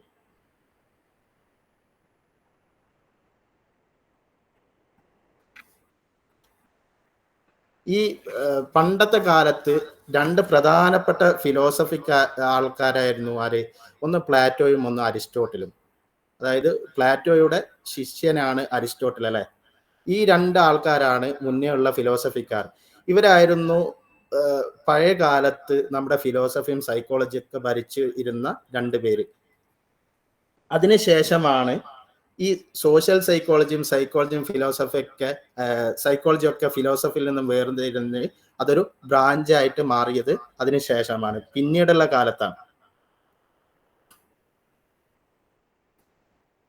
എന്തുകൊണ്ടായിരുന്നു ഈ സോഷ്യൽ സൈക്കോളജി ഫിലോസഫിയിൽ നിന്ന് മാറിയത്? അതിന് രണ്ട് കാരണങ്ങളാണുള്ളത്. ഒന്ന് social thought before social science. ധാരാളം സോഷ്യൽ തോട്ടുകൾ വന്നപ്പോൾ, ഫിലോസഫിയിൽ നിന്നൊക്കെ സോഷ്യൽ ആയിട്ടുള്ള തോട്ടുകളൊക്കെ വന്നപ്പോൾ കുറെ ആൾക്കാർ പറഞ്ഞു, കുറെ സൈക്കോളജിസ്റ്റും കുറെ ഫിലോസഫിക്കാരൊക്കെ പറഞ്ഞു, ഈ ഒരു കാര്യം ഫിലോസഫിയിൽ മാത്രം ഒതുങ്ങേണ്ട കാര്യമല്ല, ഇതിന് വേറെ തന്നെ ഒരു ശാസ്ത്രശാഖ വേണമെന്ന് പറഞ്ഞു. അങ്ങനെയാണ് സോഷ്യൽ സയൻസ് ഉണ്ടായത്. അതേപോലെ തന്നെ ധാരാളം പ്രൊഡക്റ്റീവ് സ്റ്റേജുകൾ ഉണ്ടായി. ഉദാഹരണത്തിന് മുന്നേ ഫിലോസഫി മാത്രമായിരുന്നു, അതിനുശേഷം സോഷ്യോളജിയും സൈക്കോളജിയും ഒക്കെ ഇങ്ങനെ വിട്ടുപിരിഞ്ഞപ്പോൾ അവരൊക്കെ അതിനുള്ള കുറെ തിയറികളും കാര്യങ്ങളൊക്കെ ഉണ്ടാക്കുകയും അതിൽ നിന്നൊക്കെ വിട്ടുപിരിക്കുകയും മോർ പ്രൊഡക്റ്റീവ് ഒക്കെ ഉണ്ടായതിനു ശേഷം അങ്ങനെ വളർന്നു പോവുകയാണ് ഉണ്ടായിരുന്നത്. അപ്പൊ ആദ്യം ഉണ്ടായിരുന്ന ഫിലോസഫി ആയിരുന്ന രണ്ട് പേരായിരുന്നു ആര്? പ്ലാറ്റോയും അരിസ്റ്റോട്ടിലും. അവരിൽ നിന്നൊക്കെ പിന്നെ മറ്റുള്ള ശാസ്ത്രശാഖയായി മാറുകയാണ് ഉണ്ടായിരുന്നത്. എന്തായിരുന്നു പ്ലാറ്റോയുടെ സിദ്ധാന്തം എന്ന് പറയുന്നത്? സോഷ്യൽ സെൻട്രേഡ് അപ്രോച്ച് ആയിരുന്നു പ്ലാറ്റോയുടെ സിദ്ധാന്തം. അതായത് ഒരു ഇൻഡിവിജ്വൽ എന്ന് പറയുന്നത്, ആ ഒരു ഇൻഡിവിജ്വൽ അദ്ദേഹത്തിന് ഉണ്ടാകുന്ന ബിഹേവിയർ എന്ന് പറയുന്നത് സ്വന്തം ഉണ്ടാവുന്നതല്ല, ഒരു സൊസൈറ്റി ഉണ്ടാക്കി കൊടുക്കുന്നതായിരുന്നു, ഒരു സ്റ്റേറ്റ് ഉണ്ടാക്കി കൊടുക്കുന്നതായിരുന്നു ഒരു ഇൻഡിവിജ്വലിന്റെ ബിഹേവിയർ എന്ന് പറയുന്നത്. അതുകൊണ്ട് സോഷ്യൽ സെൻറ്റേർഡ് അപ്രോച്ച് ആയിരുന്നു അദ്ദേഹം വെച്ചിരുന്ന ഒരു കാര്യം. പ്ലാറ്റോയുടെ അപ്രോച്ച് എന്ന് പറയുന്നത് സോഷ്യൽ സെൻറ്റേർഡ് അപ്രോച്ച് ആയിരുന്നു. ഒരു ഇൻഡിവിജ്വൽ എന്ന് പറയുന്ന അദ്ദേഹത്തിന് സ്വയമായിട്ടുള്ള ബിഹേവിയർ ഒന്നും ഉണ്ടായിരുന്നില്ല. അദ്ദേഹത്തിന്റെ സൊസൈറ്റി എന്തായിരുന്നു അദ്ദേഹത്തിന് വെച്ച് കൊടുത്തിരിക്കുന്നത്, അത് വെച്ചിട്ടാണ് പിന്നെ എഡ്യൂക്കേഷൻ ഷേപ്പ് ചെയ്തതും മറ്റുള്ള കാര്യങ്ങളൊക്കെ ഉണ്ടായിട്ടുള്ളത്. എന്നാൽ അരിസ്റ്റോട്ടിൽ നേരെ ഓപ്പോസിറ്റ് ആയിരുന്നു. അരിസ്റ്റോട്ടിൽ എന്ന് പറയുന്നത് ഇൻഡിവിജ്വൽ സെൻറ്റേർഡ് അപ്രോച്ച് ആയിരുന്നു. അദ്ദേഹം പറഞ്ഞത് സൊസൈറ്റി എന്ന് പറയുന്നത് അത് അങ്ങനെ ഉണ്ടായതല്ല, ഒരു ഇൻഡിവിജ്വൽ എന്തായിരുന്നു ബിഹേവിയർ കാണിച്ചത് അതിനനുസരിച്ചായിരുന്നു സൊസൈറ്റി വളർന്നു വന്നതും സൊസൈറ്റിയുള്ള കാര്യങ്ങളൊക്കെ നാച്ചുറൽ ആയിട്ട് പിന്നാണ് ഉണ്ടായിരുന്നത്. അല്ലാതെ സൊസൈറ്റി അല്ല ആദ്യം ഉണ്ടായിരുന്നത് ഇൻഡിവിജ്വലാണ്. ഇൻഡിവിജ്വലിന്റെ കാര്യങ്ങൾ കൊണ്ടാണ് സൊസൈറ്റി വളർന്നു വന്നത്. അങ്ങനെ രണ്ടുപേരുടെയും വ്യത്യസ്തമായ അഭിപ്രായമായിരുന്നു. ഈ ഒരു രണ്ട് അപ്രോച്ചുകളായിരുന്നു മുൻകാലത്ത് ഉണ്ടായിരുന്നത്. അതിനുശേഷമാണ് സോഷ്യൽ സൈക്കോളജിയും ഒക്കെ അതിൽ നിന്ന് വിട്ടുവരുന്നത്. എന്നാൽ പിന്നെ ജർമ്മൻ ഫിലോസഫർ ആയിട്ടുള്ള ഹേഗൽ അദ്ദേഹം പറഞ്ഞത് എന്ന് പറയുന്നത് സ്റ്റേറ്റ് എന്ന് പറയുന്നത്, അതായത് പ്ലാറ്റോ പറഞ്ഞിട്ടുണ്ടായിരുന്നല്ലോ സ്റ്റേറ്റ് ആയിരുന്നു എബവ് ഇൻഡിവിജ്വൽ. ഒരു ഇൻഡിവിജ്വലിന്റെ ഏറ്റവും ഉയർന്ന ഘട്ടം എന്ന് പറയുന്നത് സ്റ്റേറ്റ്. ഒരു അദ്ദേഹത്തിന്റെ സൊസൈറ്റിയാണ് അദ്ദേഹത്തിന് ബിഹേവിയർ ഒക്കെ ഉണ്ടാക്കി കൊടുത്തത് എന്ന് പറഞ്ഞതിൽ അദ്ദേഹം പറഞ്ഞത് സ്റ്റേറ്റ് എന്ന് പറയുന്നത് വെറും സ്റ്റേറ്റ് മാത്രമല്ല, ആ ഒരു ഗ്രൂപ്പ് കൺസെപ്റ്റ്, ആ ഒരു സൊസൈറ്റിയുടെ ഒരു പിന്നെ അവസ്ഥയും കൂടി ഉണ്ടായിരുന്നു. അങ്ങനെ ഒരു ഗ്രൂപ്പായിട്ടുള്ള മൈൻഡാണ് ഉണ്ടായിരുന്നത് എന്നായിരുന്നു പ്ലാറ്റോ പറഞ്ഞത്. അതെ, ആദ്യം പ്ലാറ്റോ പറഞ്ഞത് വെറും സ്റ്റേറ്റ് മാത്രമായിരുന്നു, ഒരു സ്റ്റേറ്റ് മാത്രമാണ് ഒരു ബിഹേവിയർ ഉണ്ടാക്കുന്നതിന്റെ ഏറ്റവും കാരണം എന്നുള്ളത്. എന്നാൽ അരിസ്റ്റോട്ടിൽ നേരെ ഓപ്പോസിറ്റ് ആണ്, ഹ്യൂമൻ ബിഹേവിയർ ആണ് സ്റ്റേറ്റ് ഉണ്ടാക്കിയെന്നാണ്. എന്നാൽ ഹേഗൽ എന്ന് പറയുന്നത് പ്ലാറ്റോയെ അംഗീകരിച്ചുകൊണ്ട് തന്നെ പറഞ്ഞു, പക്ഷെ അദ്ദേഹം പറഞ്ഞത് വെറും സ്റ്റേറ്റ് മാത്രമല്ല, അവിടെ ഒരു ഗ്രൂപ്പ് മൈൻഡും കൂടി മിക്സ് ആയിട്ട് കൊണ്ടായിട്ടായിരുന്നു പിന്നെ ബിഹേവിയർ ഉണ്ടായത് എന്നാണ് ഹേഗൽ പറഞ്ഞത്.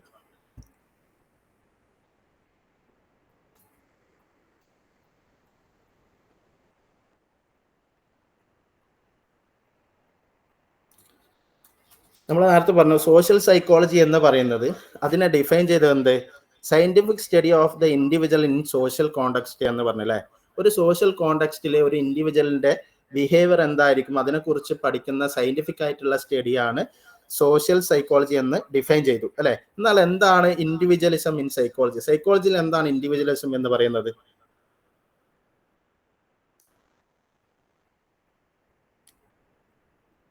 ഇൻഡിവിജ്വലിസം കൊണ്ടുവന്നത് ഇൻഡിവിജ്വലിസം എന്ന് പറയുന്ന ഒരു അവസ്ഥ ഉണ്ടായിരുന്നു. അരിസ്റ്റോട്ടലിന്റെ പറഞ്ഞല്ലോ ഇൻഡിവിജ്വലിസം അരിസ്റ്റോട്ടൽ കൊണ്ടുവന്ന ഒരു കൺസെപ്റ്റ് ആണ് ഇൻഡിവിജ്വലിസം എന്ന് പറയുന്നത്. ആ ഇൻഡിവിജ്വലിസത്തിനെ ക്രിറ്റിസൈസ് ചെയ്തിട്ടുണ്ട് പിന്നീടുള്ള കാലഘട്ടത്തിൽ. കാരണം എന്താണ്, ഇൻഡിവിജ്വലിസം എന്ന് പറയുന്നത് സൈക്കോളജിയിൽ ഒരു എന്തുമാത്രം കണ്ടിട്ടുള്ളൂ, സൊസൈറ്റിയിൽ ഒരു ഇൻഡിവിജ്വലിന്റെ കാര്യം മാത്രം, അല്ലെങ്കിൽ ഇൻഡിവിജ്വലിന്റെ പിന്നെ എന്താ പറയാ തിങ്ക് ഫീല് ഇത് മാത്രമായിരുന്നു കൺസെപ്റ്റ് ആ ഒരു കൺസിഡർ ചെയ്തിരുന്നത്. എന്നാൽ അങ്ങനെ ആയിരുന്നില്ല എന്ന് പറഞ്ഞത് കൊണ്ട് ഇൻഡിവിജ്വലിസത്തിനെ പിന്നീട് എന്താക്കിയിട്ടുണ്ട്, ക്രിറ്റിസൈസ് ചെയ്തിട്ടുണ്ട്. ആ ഇൻഡിവിജ്വലിസത്തിൽ നിന്ന് വന്ന രണ്ട് പുതിയ അപ്രോച്ചുകളാണ് ഹെഡോണിസവും യൂട്ടിലിറ്റാരിയനിസം എന്ന് പറയുന്ന രണ്ട് അപ്രോച്ചുകൾ. അതായത് ഹെഡോണിസം എന്ന് പറയുന്നത് മാക്സിമം പ്ലഷർ മിനിമൈസിങ് പെയിൻ. കൂടുതൽ ഏതാണോ കൂടുതൽ പ്ലഷർ ഒരു വ്യക്തിക്ക് ഏറ്റവും കൂടുതൽ പ്ലഷർ ഏതിൽ നിന്നാണോ കിട്ടുന്നത് അതാണ് മോറൽ സിറ്റുവേഷൻ, മോറൽ ആയിട്ടുള്ള കാര്യം എന്നാണ് ഹെഡോണിസം പറയുന്നത്. എന്നാൽ യൂട്ടിലിറ്റാരിയനിസം എന്ന് പറയുന്നതോ കൂടുതൽ പേർക്ക് കൂടുതൽ പ്ലഷർ ഉണ്ടാവുന്ന ഏതാണോ അവസ്ഥ ആ അവസ്ഥയാണ് യഥാർത്ഥത്തിൽ മോറൽ എന്നുള്ള കൺസെപ്റ്റ്. അതായത് മോറലിന്റെ കൺസെപ്റ്റിനെ അവരെ കുറിച്ച് പറഞ്ഞത് എന്ന് പറയുന്നത് എന്താ, നമ്മൾ ഉദ്ദേശിക്കുന്ന മോറൽ അല്ല. ഹെഡോണിസം പറയുന്നത് ഒരു വളരെ വ്യക്തമായിട്ട് പറയുന്നത് ഒരു മനുഷ്യന് ഏറ്റവും കൂടുതൽ സന്തോഷം എങ്ങനെയാണ് കിട്ടുന്നത്, അത് വേറൊരാളെ ബുദ്ധിമുട്ടിച്ചായത് കൊണ്ടല്ല, എങ്ങനെയാണോ ഒരു മനുഷ്യന് ഏറ്റവും കൂടുതൽ, ഒരു ഇൻഡിവിജ്വലിന് ഏറ്റവും കൂടുതൽ പിന്നെ പ്ലഷർ കിട്ടുന്നത് ആ ഒരു അവസ്ഥയാണ് മോറൽ എന്ന് പറയുന്നത്. എന്നാൽ യൂട്ടിലിറ്റാരിയനിസം പറയുന്നത് കൂടുതൽ പേർക്ക് കൂടുതൽ പ്ലഷർ കിട്ടുന്ന ഒരു അവസ്ഥ, ആ ഒരു അവസ്ഥയാണ് മോറൽ എന്ന് യൂട്ടിലിറ്റാരിസവും സമർത്ഥിച്ചു. ആ രണ്ട് ഹെഡോണിസവും യൂട്ടിലിറ്റേറിയനിസത്തിന്റെ ചെറിയൊരു കമ്പാരിസൺ ആണ് ഇവിടെ ഉള്ളത്. ഹെഡോണിസം എന്ന് പറയുന്നത് മാക്സിമൈസിങ് പ്ലഷർ മിനിമൈസിങ് പെയിൻ. അവർക്ക് വേണ്ടത് പെയിൻ ഇല്ലാണ്ട് ഏറ്റവും കൂടുതൽ പ്ലഷർ കിട്ടണം, അത് വ്യക്തിക്കാണ്. യൂട്ടിലിറ്റാരിസം എന്ന് പറയുന്നത് അത് വ്യക്തിക്കല്ല, അവർ ഗ്രൂപ്പിനെ കൺസിഡർ ചെയ്തു. ഹെഡോണിസം വ്യക്തിയെ ഇൻഡിവിജ്വലിനെ കൺസിഡർ ചെയ്യുമ്പോൾ യൂട്ടിലിറ്റാരിസം ആരെ കൺസിഡർ ചെയ്തു, ഗ്രൂപ്പിനെ കൺസിഡർ ചെയ്തു. ഇനി മോഡേൺ സോഷ്യൽ സൈക്കോളജി നമ്മൾ ആദ്യത്തെ കാലത്ത് പറഞ്ഞു അല്ലേ, ആദ്യം ഉണ്ടായിരുന്നത് പ്ലാറ്റോയും അരിസ്റ്റോട്ടലും ഒക്കെ ആയിരുന്നു. പിന്നീടാണ് അവിടെ നിന്നൊക്കെ എന്തായിരുന്നത് സൈക്കോളജിയും സോഷ്യോളജിയും ഒക്കെ ബ്രാഞ്ച് ആയിട്ട് മാറിയത്. എന്നാൽ എന്താണ് modern social psychology? Modern social സൈക്കോളജിയിൽ എന്താണ് നമുക്ക് പഠിക്കാനുള്ളത്?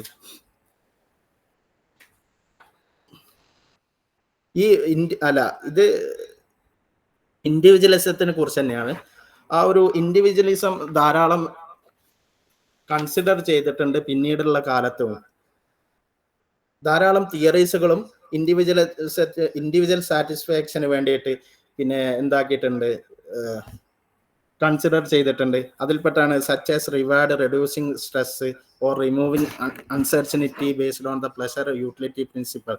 അതായത് ഇൻഡിവിജ്വലിസം എന്ന് പറയുന്നത് തന്നെ ഒരു മനുഷ്യന് ഏറ്റവും കൂടുതൽ പ്ലഷർ കിട്ടാം, അത് എങ്ങനെയാണോ പിന്നെ നമുക്കൊരു പണിഷ്മെന്റ് കൊടുത്തിട്ടോ അല്ലെ റിവാർഡ് കൊടുത്തിട്ടോ ഇതൊക്കെ വെച്ചുകൊണ്ട് എങ്ങനെയാണോ ഒരു ഇൻഡിവിജ്വലിന് കൂടുതൽ പ്ലഷർ കിട്ടുന്നത് ആ ഒരു അവസ്ഥക്ക് ഇൻഡിവിജ്വലിസം എന്താക്കി, കൂടുതൽ കൺസിഡറേഷൻ കൊടുത്തു. അതിനിടയിൽ സോഷ്യൽ പവർ എന്ന് പറയുന്ന വേറൊരു തിയറിയും കൂടി വന്നിട്ടുണ്ടായിരുന്നു. ഇങ്ങനെ ഒരു ധാരാളം തിയറികൾ 19-ാം നൂറ്റാണ്ടിൽ എന്തായിട്ടുണ്ട്, കടന്നു വന്നിട്ടുണ്ട്. ഇൻഡിവിജ്വലിസത്തെ പോലെ തന്നെ ധാരാളം തിയറികൾ കടന്നു വന്നിട്ടുണ്ട്. അതിൻ്റെ ഒരു തിയറിയാണ് സോഷ്യൽ പവർ എന്ന് പറയുന്ന ഒരു തിയറിയും കൂടി. ആ ഒരു തിയറി പഠിപ്പിച്ചത് അഗ്രഷൻ അല്ലെങ്കിൽ group pressure, obedience to authority, ഇങ്ങനത്തെ ധാരാളം കാര്യങ്ങളായിരുന്നു ആ ഒരു പവർ എന്നുള്ള തിയറി, സോഷ്യൽ പവർ എന്നുള്ള ഒരു തിയറി പിന്നെ കൺസിഡർ ചെയ്തത്. അതേപോലെ തന്നെ മോഡൽ സോഷ്യൽ സൈക്കോളജി, ഇപ്പോഴത്തെ ഈ നമ്മൾ ഇപ്പം കണ്ടുകൊണ്ടിരിക്കുന്ന സോഷ്യൽ സൈക്കോളജി, സോഷ്യോളജിയെ പിന്നെ ഇവാലുവേഷൻ തിയറി, നമ്മുടെ പരിണാമ സിദ്ധാന്തം ഇല്ലേ, അത് രണ്ടും എന്തായിട്ടുണ്ട്, ഇൻഫ്ലുവൻസ് ആയിട്ടുണ്ട്. പിന്നെ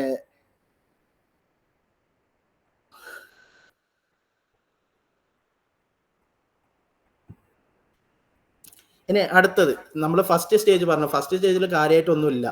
നമ്മൾ ആദ്യം പറഞ്ഞ ആ ഒരു അരിസ്റ്റോട്ടിലും പ്ലാറ്റോയും അവരൊക്കെ വന്നതിന് ശേഷമുള്ള ചെറിയൊരു എമർജൻസി, ചെറിയൊരു വളർച്ച മാത്രമേ ഉണ്ടായിരുന്നുള്ളൂ. എന്നാൽ സെക്കൻഡ് സ്റ്റേജ് ആയിരുന്നു കൂടുതൽ എന്തായിരുന്നത്, ഇത് വളർച്ച പ്രാപിച്ചത് സോഷ്യൽ സൈക്കോളജി. അത് എന്തുകൊണ്ടായിരുന്നു അങ്ങനെ കൂടുതൽ വളർച്ച പ്രാപിക്കാൻ കാരണം?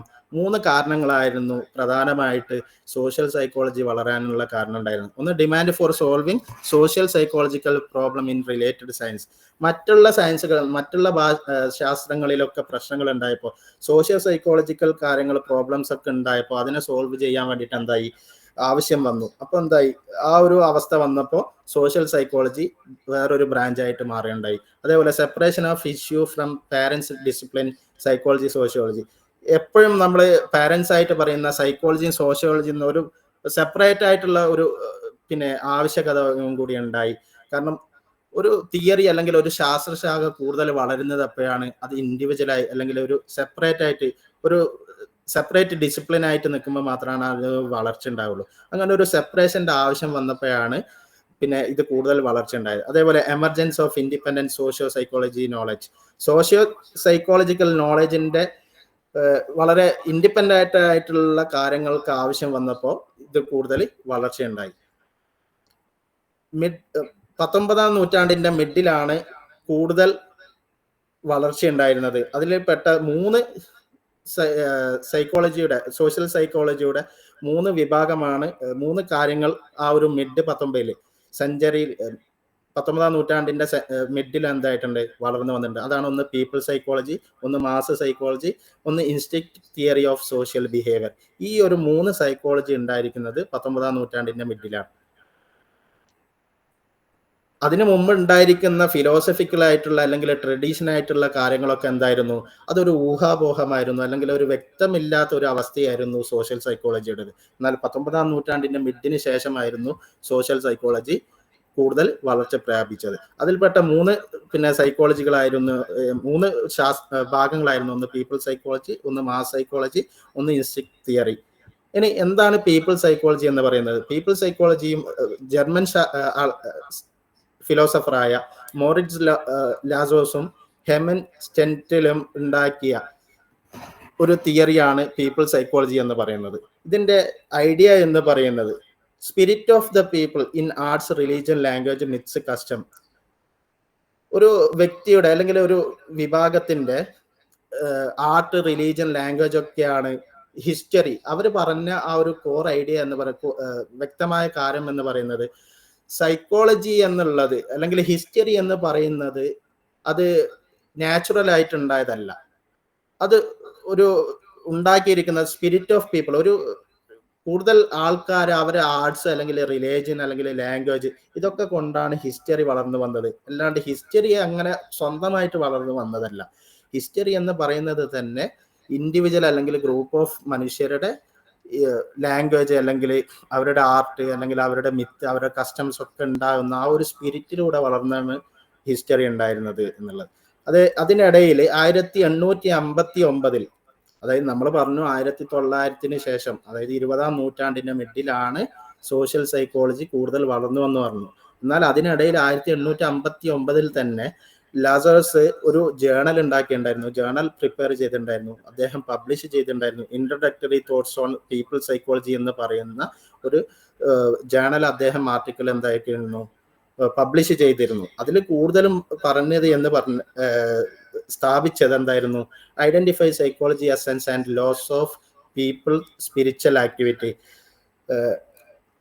സൈക്കോളജിക്ക് ആയിട്ടുള്ള ഐഡന്റിറ്റി, അതിന്റെ എസൻസിനെ എന്താക്കുക, ഐഡന്റിറ്റി മനസ്സിലാക്കുകയും എന്തൊക്കെയാണ് സ്പിരിച്വൽ ആക്ടിവിറ്റി ഒരു വ്യക്തിയുടെ അല്ലെങ്കിൽ മനുഷ്യന്റെ, ഒരു ഗ്രൂപ്പ് ഓഫ് മനുഷ്യന്റെ അല്ലെങ്കിൽ ഒരാളുടെ സ്പിരിച്വൽ ആക്ടിവിറ്റിക്ക് എന്തൊക്കെ കാര്യങ്ങൾ വേണം, അതിനെന്തൊക്കെ നിയമങ്ങൾ വേണം എന്ന് പറയുന്ന അവസ്ഥയായിരുന്നു അദ്ദേഹം ആ ഇൻട്രൊഡക്ടറി തോട്ട്സ് ഓൺ പീപ്പിൾ സൈക്കോളജിയിലൂടെ അദ്ദേഹം മുന്നോട്ട് വെച്ചത്.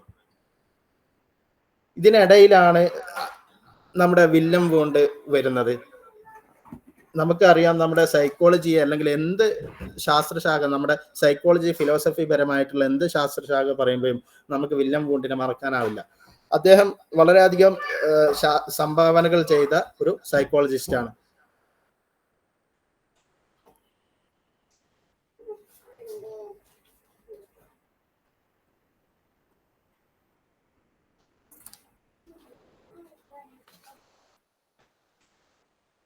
അദ്ദേഹം 2 ശാസ്ത്രശാഖ ഉണ്ടാക്കി. അതായത് സോഷ്യൽ സൈക്കോളജിയിൽ തന്നെ അദ്ദേഹം 2 ശാസ്ത്രശാഖകൾ ഉണ്ടാക്കി വില്യം വൂണ്ട്. ഒന്ന് ഫിസിയോളജിക്കൽ സൈക്കോളജി എന്ന് പറഞ്ഞതും ഒന്ന് പീപ്പിൾ സൈക്കോളജി എന്ന് പറയുന്ന 2 ശാസ്ത്രശാഖകൾ അദ്ദേഹം ഉണ്ടാക്കി. അങ്ങനെ ഒരു വളർച്ചയും കൂടി സോഷ്യൽ സൈക്കോളജിക്ക് ഉണ്ടായി. എന്നാൽ പിന്നെ ആ ഒരു പീപ്പിൾ സൈക്കോളജിയുടെ വേറൊരു പേരാണ് വോക്കേഴ്സ് സൈക്കോളജി എന്ന് പറയുന്നത്. അത് ജർമ്മൻ ഭാഷയിലാണ് അതെന്ത് പറയുന്നത്, വോക്കേഴ്സ് സൈക്കോളജി എന്ന് പേര് കേട്ടോ. പീപ്പിൾ സൈക്കോളജിയുടെ വേറൊരു ജർമ്മൻ ഭാഷയിലുള്ള പേരാണ് വോക്കേഴ്സ് സൈക്കോളജി എന്ന് പറയുന്നത്. ഈ ഒരു സിദ്ധാന്തത്തെ വൈഗോട്സ്കി എന്താക്കിയിട്ടുണ്ട്, ക്രിറ്റിസിസം ചെയ്തിട്ടുണ്ട്. അദ്ദേഹം നമ്മുടെ സോഷ്യൽ സൈക്കോളജിയിൽ ധാരാളം ഡെവലപ്മെന്റുകൾ കൊണ്ടുവന്ന ഒരു സൈക്കോളജിസ്റ്റും കൂടിയാണ്. അദ്ദേഹം പിന്നെ വില്യം വൂണ്ടിന്റെ പീപ്പിൾ സൈക്കോളജി, കാരണം പീപ്പിൾ സൈക്കോളജി എന്ന് പറയുന്നത് കൂടുതലും എന്തായിരുന്നു കൺസിഡർ ചെയ്തിരുന്നത്, റിലീജിയൻ, ലാംഗ്വേജ് അല്ലെങ്കിൽ മിത്ത്, കസ്റ്റംസ് ഒക്കെ ആയിരുന്നു. ഒരു പിന്നെ മനുഷ്യന്റെ അല്ലെങ്കിൽ ഒരു പീപ്പിൾ ഒരാളുടെ വ്യക്തിപരമായിട്ടുള്ള കാര്യങ്ങളൊക്കെ ആയിരുന്നു. കോഗ്നിറ്റീവ് കാര്യങ്ങൾക്ക് അപ്പുറം വ്യക്തിപരമായിട്ടുള്ള മറ്റുള്ള കാര്യങ്ങൾക്കായിരുന്നു മുൻതൂക്കം കൊടുത്തിരുന്നത്. അതുകൊണ്ട് വൈഗോട്സ്കി പറഞ്ഞു അത് ശരിയല്ല, അങ്ങനെയല്ല ശരിക്കും എന്നുള്ളത്. ആ ഒരു വില്യം വൂണ്ടിന്റെ തിയറിയെ അദ്ദേഹം എന്ത് വിളിച്ചു, ഇതൊരു ക്രിസ്റ്റൽ ഓഫ് ഐഡിയോളജി ആണെന്നുള്ളത്, ഇതൊരു എന്താ പറയുക പരട്ട ഐഡിയോളജി ആണെന്നൊക്കെ പറഞ്ഞിട്ട് അദ്ദേഹം ക്രിട്ടിസൈസ് ചെയ്തു. എന്നിട്ട് അദ്ദേഹം പറഞ്ഞു psychology should study process not just outcomes. അദ്ദേഹം പറഞ്ഞത് പിന്നെ പ്രോസസ്സുകളെ കുറിച്ച് പഠിക്കണം സൈക്കോളജി, അല്ലാണ്ട് വെറും ഔട്ട്കം മാത്രം പറഞ്ഞത് കൊണ്ട് കാര്യമില്ല. അതേപോലെ ഇൻഡിവിജ്വൽ പേഴ്സണൽ ഈ social and must also be studied. സോഷ്യലായിട്ട് ഒരു ഇൻഡിവിജ്വൽ എന്തൊക്കെയാണ് കാര്യങ്ങൾ ഉണ്ടാക്കുന്നത്, എങ്ങനെയൊക്കെയാണ് ആ ഒരു കോണ്ടെക്സ്റ്റിൽ ഇൻഡിവിജ്വൽ ഉണ്ടാവുന്നത്, ആ ഒരു ബിഹേവിയർ എന്തൊക്കെയാണ്, ആ ഒരു അവസ്ഥ പഠിച്ചാൽ മാത്രമേ നമുക്ക് എന്താക്കാൻ പറ്റുള്ളൂ, സോഷ്യൽ സൈക്കോളജിയെ കുറിച്ച് അല്ലെങ്കിൽ ബിഹേവിയറിനെ കുറിച്ച് പഠിക്കാൻ പറ്റൂ എന്ന് വൈഗോട്സ്കി പറയുകയും ഈ ഒരു വില്യം വൂണ്ടിന്റെ തിയറി അദ്ദേഹം ക്രിട്ടിസൈസ് ചെയ്യുകയും ചെയ്തു.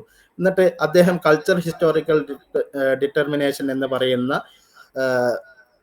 ഒരു തിയറിയും കൂടി അദ്ദേഹം ഉണ്ടാക്കുകയും ചെയ്തു. നമ്മൾ പീപ്പിൾ സൈക്കോളജി പറഞ്ഞു. ഇനി രണ്ടാമത്തതാണ് മാസ് സൈക്കോളജി. എന്താണ് മാസ് സൈക്കോളജി? മാസ് സൈക്കോളജി എന്ന് പറയുന്നത് നമുക്കറിയാലേ, പിന്നെ മാസ് എന്ന് പറയുന്നത് ഒരു കൂട്ടം ആൾക്കാരുടെ സൈക്കോളജി എന്താണ് എന്നുള്ളതാണ് മാസ് സൈക്കോളജി. ഇത് വന്നിരിക്കുന്നത് ഫ്രാൻസിലാണ് 19-ാം നൂറ്റാണ്ടിന്റെ. ഇപ്പൊ നമ്മൾ സംസാരിച്ചുകൊണ്ടിരിക്കുന്നത് സോഷ്യൽ സൈക്കോളജിയുടെ ഹിസ്റ്ററിയാണ്. 19-ാം നൂറ്റാണ്ടിന്റെ മിഡ് മുതൽ എന്തൊക്കെ കാര്യങ്ങളാണ് സോഷ്യൽ സൈക്കോളജിയിൽ ഉണ്ടായത് എന്നുള്ളതാണ് നമുക്ക് മനസ്സിലാക്കാനുള്ളത്. അതിൽപ്പെട്ടതാണ് മാസ് സൈക്കോളജി. 19-ാം നൂറ്റാണ്ടിന്റെ അവസാനത്തോടെ ഉണ്ടായിരിക്കുന്ന ഒരു സൈക്കോളജിയാണ് മാസ് സൈക്കോളജി. ഇത് ഉണ്ടാക്കിയത് സ്ക്രിപ്പോ സിഗലെ എന്ന് പറയുന്ന ഒരു ഇറ്റാലിയൻ ലോറും ഗുസ്താവെ ലേബോൺ എന്ന് പറയുന്ന ഒരു ഫ്രഞ്ച് സൈക്കോളജിസ്റ്റും കൂടിയിട്ട് ഉണ്ടാക്കിയ ഒരു തിയറിയാണ് മാസ് സൈക്കോളജി എന്ന് പറയുന്നത്. പക്ഷെ ആ 2 പേരും ഉണ്ടാക്കിയ തിയറി എന്ന് പറയുന്നത് ആരുടെ തോട്ട്സ് വെച്ചിട്ടായിരുന്നു? ഗബ്രിയൽ ട്രേഡിന്റെ ഐഡിയകൾ വെച്ചിട്ടായിരുന്നു ഈ ഒരു മാസ് സൈക്കോളജി ഉണ്ടാക്കിയിരുന്നത്. അദ്ദേഹം പറഞ്ഞത് ഗബ്രിയൽ ട്രേഡിന്റെ ഐഡിയ എന്തായിരുന്നു? Role of irrational movement and limitation of in social behaviour.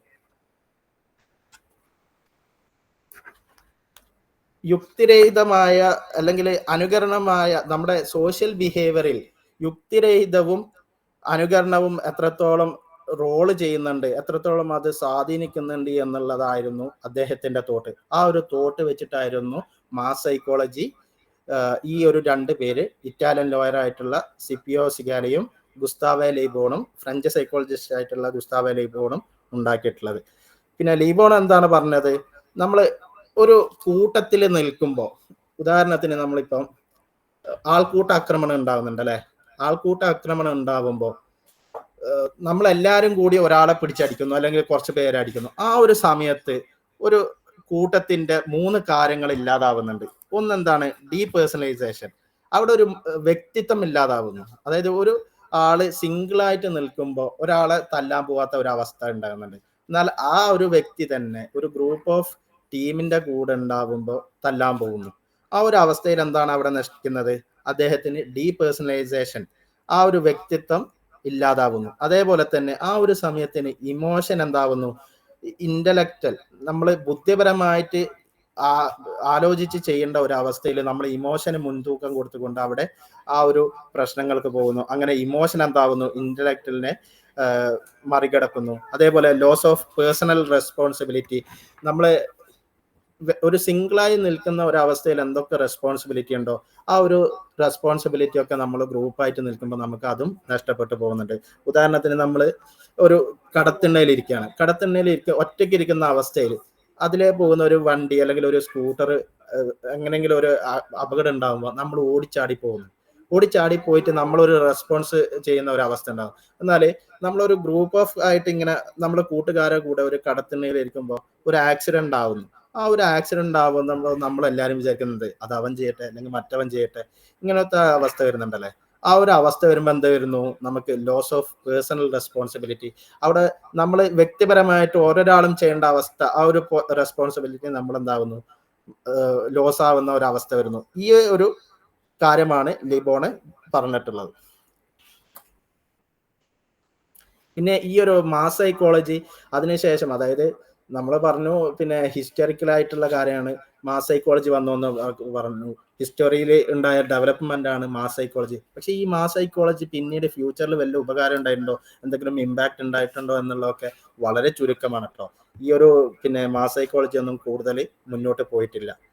പിന്നെ അതിനുശേഷമാണ് first textbook of social psychology എന്ന് പറയുന്നത്. അതായത് നമ്മൾ നേരത്തെ പറഞ്ഞു 19ാം നൂറ്റാണ്ടിന്റെ മിഡിൽ 3 കാര്യങ്ങൾ ഉണ്ടായെന്ന് പറഞ്ഞു അല്ലെ. ഒന്ന് പീപ്പിൾ സൈക്കോളജി ഉദയം കൊണ്ട്, അല്ലെങ്കിൽ മാസ് സൈക്കോളജി ഉദയം കൊണ്ട്. മൂന്നാമത്തെ ഒരു കാര്യമാണ് instinct theory of social behaviour എന്ന് പറയുന്നത്. തിയറികൾ ഉണ്ടായിട്ടുണ്ട്, ധാരാളം തിയറി. ഇൻസ്റ്റിക്റ്റ് തിയറി എന്ന് പറയുന്നത് നമുക്കറിയാലോ, നമ്മള് പിന്നെ ഒരാള് അറിയാതെ ഉണ്ടാവുന്ന ആ ഒരു ബിഹേവിയറിന്റെ തിയറികളൊക്കെ ഉണ്ടായിരിക്കുന്നത് ഇതിലാണ് 19ാം നൂറ്റാണ്ടിന്റെ കാര്യത്തില്, ആ ഒരു മിഡിലായിരുന്നു. ആ ഒരു കാര്യത്തെ കുറിച്ചാണ് ഈ ഒരു first textbook of social psychology എന്നുള്ള ഒരു ഭാഗം കൊണ്ട് നമുക്ക് മനസ്സിലാക്കാൻ പറ്റുന്നത്. 1908 social psychology become a independent science with 2 books. അതായത് 1908 2 ബുക്സുകൾ പബ്ലിഷ് ചെയ്തത്. William McDougall an introduction to social psychology എന്ന് പറയുന്ന ഒരു ബുക്കും, എഡ്വേർഡ് എ റോസ് എന്ന് പറയുന്ന ഒരു സൈക്കോളജിസ്റ്റ് സോഷ്യൽ സൈക്കോളജി എന്നറിയുന്ന ഒരു ബുക്കും കൂടി പിന്നെ പബ്ലിഷ് ചെയ്തുകൊണ്ടാണ് നമ്മുടെ സോഷ്യൽ സൈക്കോളജി എന്തായിട്ടുള്ളത്. മറ്റുള്ള ശാസ്ത്രശാഖയിൽ നിന്നൊക്കെ അതുവരെ സൈക്കോളജിയുടെയും സോഷ്യലുടെയും ഒക്കെ പാരൻസിൽ ഇങ്ങനെ മകനായിട്ട് പോയിക്കൊണ്ടേയിരിക്കുകയായിരുന്നു. ആ ഒരു 1908 എന്താക്കി ബുക്ക് അങ്ങോട്ട് പബ്ലിഷ് ചെയ്തിട്ട് നമ്മൾ സ്വതന്ത്രമായി എന്ന് പറഞ്ഞുകൊണ്ട് ഇൻഡിപെൻഡൻ്റ് ആയി മാറുകയാണുണ്ടായിരുന്നു. കാരണം ഒരു ശാസ്ത്രശാഖ വളരണമെങ്കിൽ അതിന് തിയറികൾ ഉണ്ടാവണം, അതിന് ജേർണൽസ് ഉണ്ടാവണം, അതിന് ബുക്കുകൾ ഉണ്ടാവണം, കാര്യങ്ങളൊക്കെ ഉണ്ടാകുമ്പോൾ മാത്രമാണ് എന്താകുന്നുള്ളൂ അതിനെ എന്താകുന്നുള്ളൂ പിന്നെ വളർച്ച ഉണ്ടാവുന്നു എന്നുള്ളതാണ്. അപ്പൊ സോഷ്യൽ സൈക്കോളജിയുടെ വളർച്ച ഉണ്ടാവുന്ന കാര്യങ്ങൾ നമ്മൾ പറഞ്ഞു. മാസ് സൈക്കോളജി അല്ലെങ്കിൽ പീപ്പിൾ സൈക്കോളജി പോലത്തെ ധാരാളം തിയറികളും കാര്യങ്ങളൊക്കെ വന്നു. അതിനുശേഷം ബുക്കുകൾ പബ്ലിഷ് ചെയ്തു. ആദ്യം ബുക്ക് പബ്ലിഷ് ചെയ്തിരിക്കുന്ന 1908 പക്ഷെ അതിനു മുമ്പ് ഒരു ജേണൽ വേറെ വന്നിട്ടുണ്ടായിരുന്നു. 1897 social and ethical interpretation in mental development എന്ന് പറയുന്ന ഒരു ജേണൽ ഉണ്ടായിരുന്നു, ജെയിംസ് മാർക്ക്. ഇനി റോസ് വ്യൂ സോഷ്യൽ സൈക്കോളജി എന്നുള്ള ഈ ഒരു ബുക്ക് ഇറക്കിയ ആളായിരുന്നു എഡ്വേർഡ് റോസ് എന്ന് പറയുന്നത്. അദ്ദേഹത്തിന്റെ വ്യൂ എന്തായിരുന്നു? Social psychology studies uniform patterns in feeling, beliefs and action. അദ്ദേഹം പറഞ്ഞത് സോഷ്യൽ സൈക്കോളജി എന്ന് പറയുന്ന സ്റ്റഡീസ് അതെന്ത് ഉണ്ടാക്കിയിട്ടുണ്ട്, പഠിക്കുന്ന ഒരു അവസ്ഥയിലും ഓരോരാളുടെയും ഫീലിങ്ങും ബിലീഫും ഒക്കെ നമ്മൾ നോക്കുമ്പോൾ അതിനൊരു യൂണിഫോമിറ്റി ഉണ്ടായിരുന്നു. അതിനെ നമുക്ക് എന്താക്കാൻ പറ്റുമായിരുന്നു? ഇമിറ്റേഷനിലൂടെയും ഗ്രൂപ്പുകളിലെ സജഷനുകളിലൂടെയും നമുക്ക് അതിനെ എക്സ്പ്ലെയിൻ ചെയ്യാൻ പറ്റിയിരുന്നു എന്നായിരുന്നു റോസിന്റെ പിന്നെ വാദം ഉണ്ടായിരുന്നത്. എന്നാൽ നേരെ തിരിച്ചായിരുന്നു ആരുടെ വാദം? ഫസ്റ്റ് ബുക്ക് ഇറക്കിയ പിന്നെ വില്യം മക്ഡോവലിന്റെ വാദം എന്ന് പറയുന്നത് നേരെ ഓപ്പോസിറ്റ് വാദമായിരുന്നു. അതായിരുന്നു എന്ത് വാദം? ഇൻസ്റ്റിക്റ്റീവ് തിയറി എന്നുള്ള രൂപത്തിൽ പിന്നീട് അറിയപ്പെട്ട ആ ഒരു തിയറി. ഇൻസ്റ്റിക്റ്റ് തിയറിയുടെ ഉപജ്ഞാതാവാണ് ശരിക്കും ആര്? വില്യം മെക്ഡോവൽ.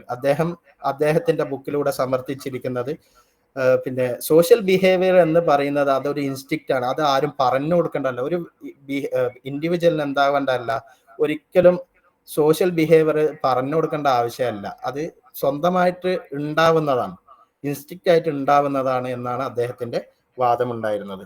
അത് ഇൻബോൺ ആയിട്ട് ഉണ്ടാവുന്നതാണ്, അല്ലാതെ ഒരു പിന്നെ സൊസൈറ്റിയോ അല്ലെങ്കിൽ ഒരു സ്റ്റേറ്റോ ഉണ്ടാക്കി കൊടുക്കുന്ന ഒരു അവസ്ഥയായിരുന്നില്ല എന്നായിരുന്നു.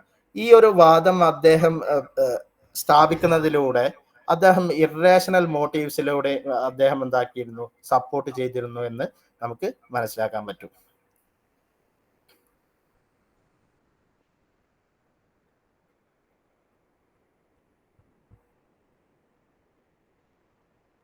പിന്നെ ഒരു 19-ാം നൂറ്റാണ്ടിന്റെ ഒരു ലാസ്റ്റ് ഘട്ടത്തിലായിരുന്നു എന്തും കൂടി ഉണ്ടായിരുന്നത്?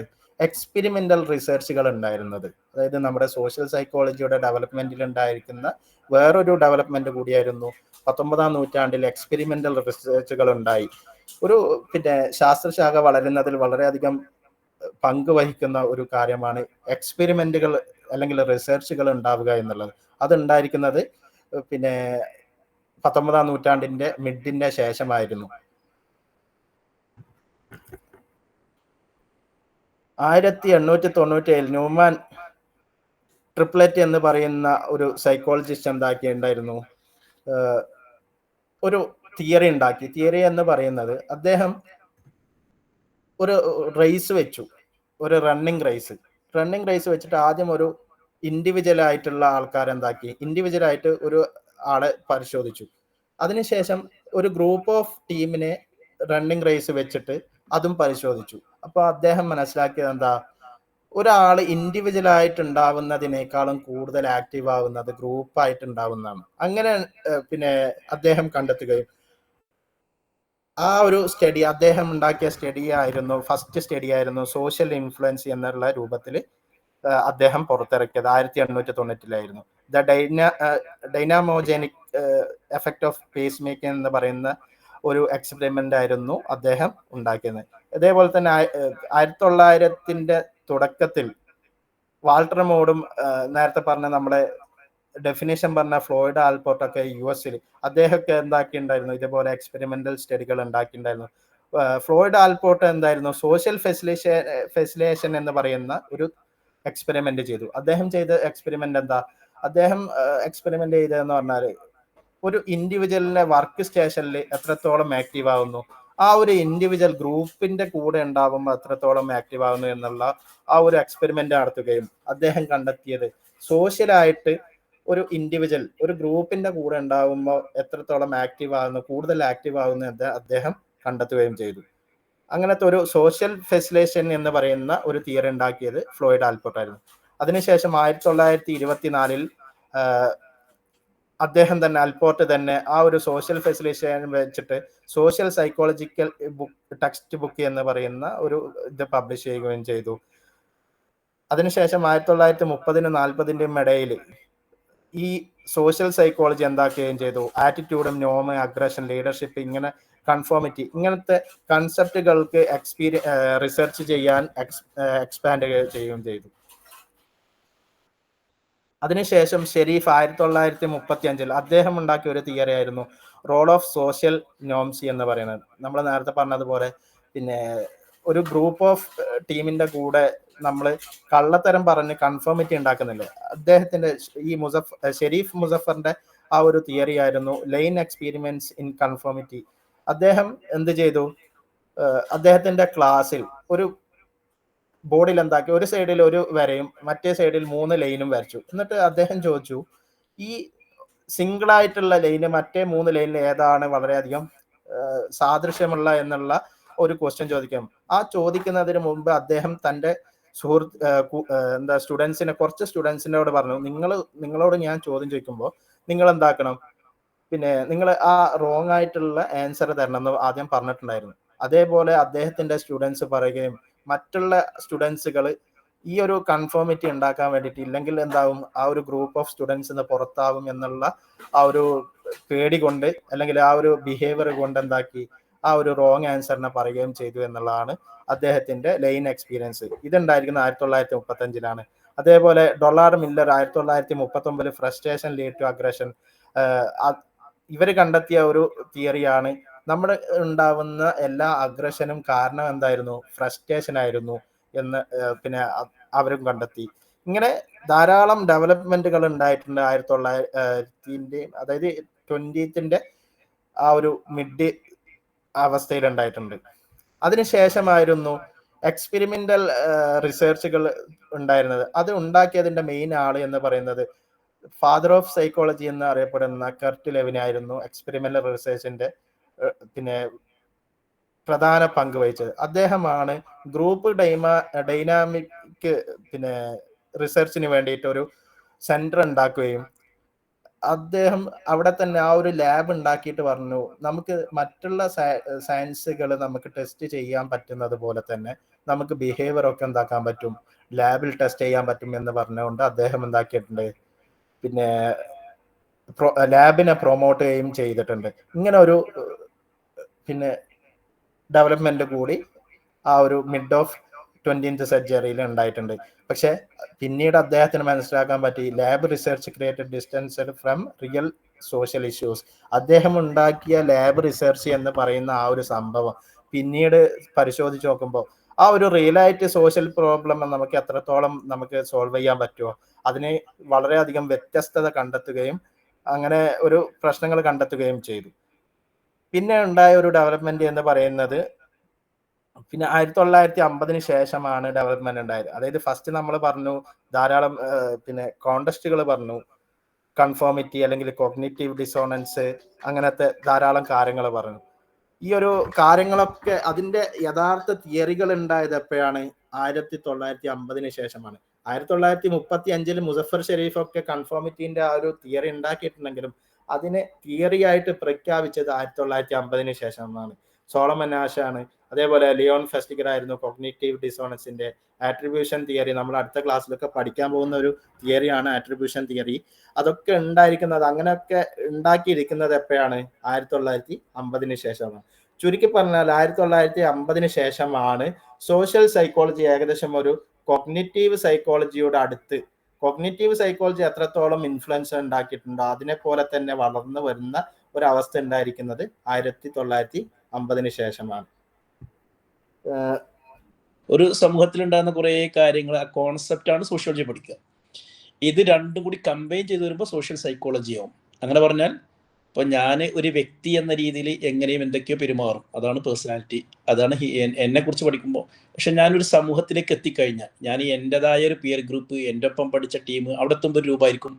എന്നാൽ എന്നെ പഠിപ്പിച്ച ആൾക്കാർ അല്ലെങ്കിൽ അങ്ങനെയുള്ള മറ്റു ടീമിൻ്റെ അടുത്ത് വേറെ രൂപമായിരിക്കും. എൻ്റെ വീട്ടിൽ എൻ്റെ മക്കളോട് വേറെ രീതിയിലായിരിക്കും.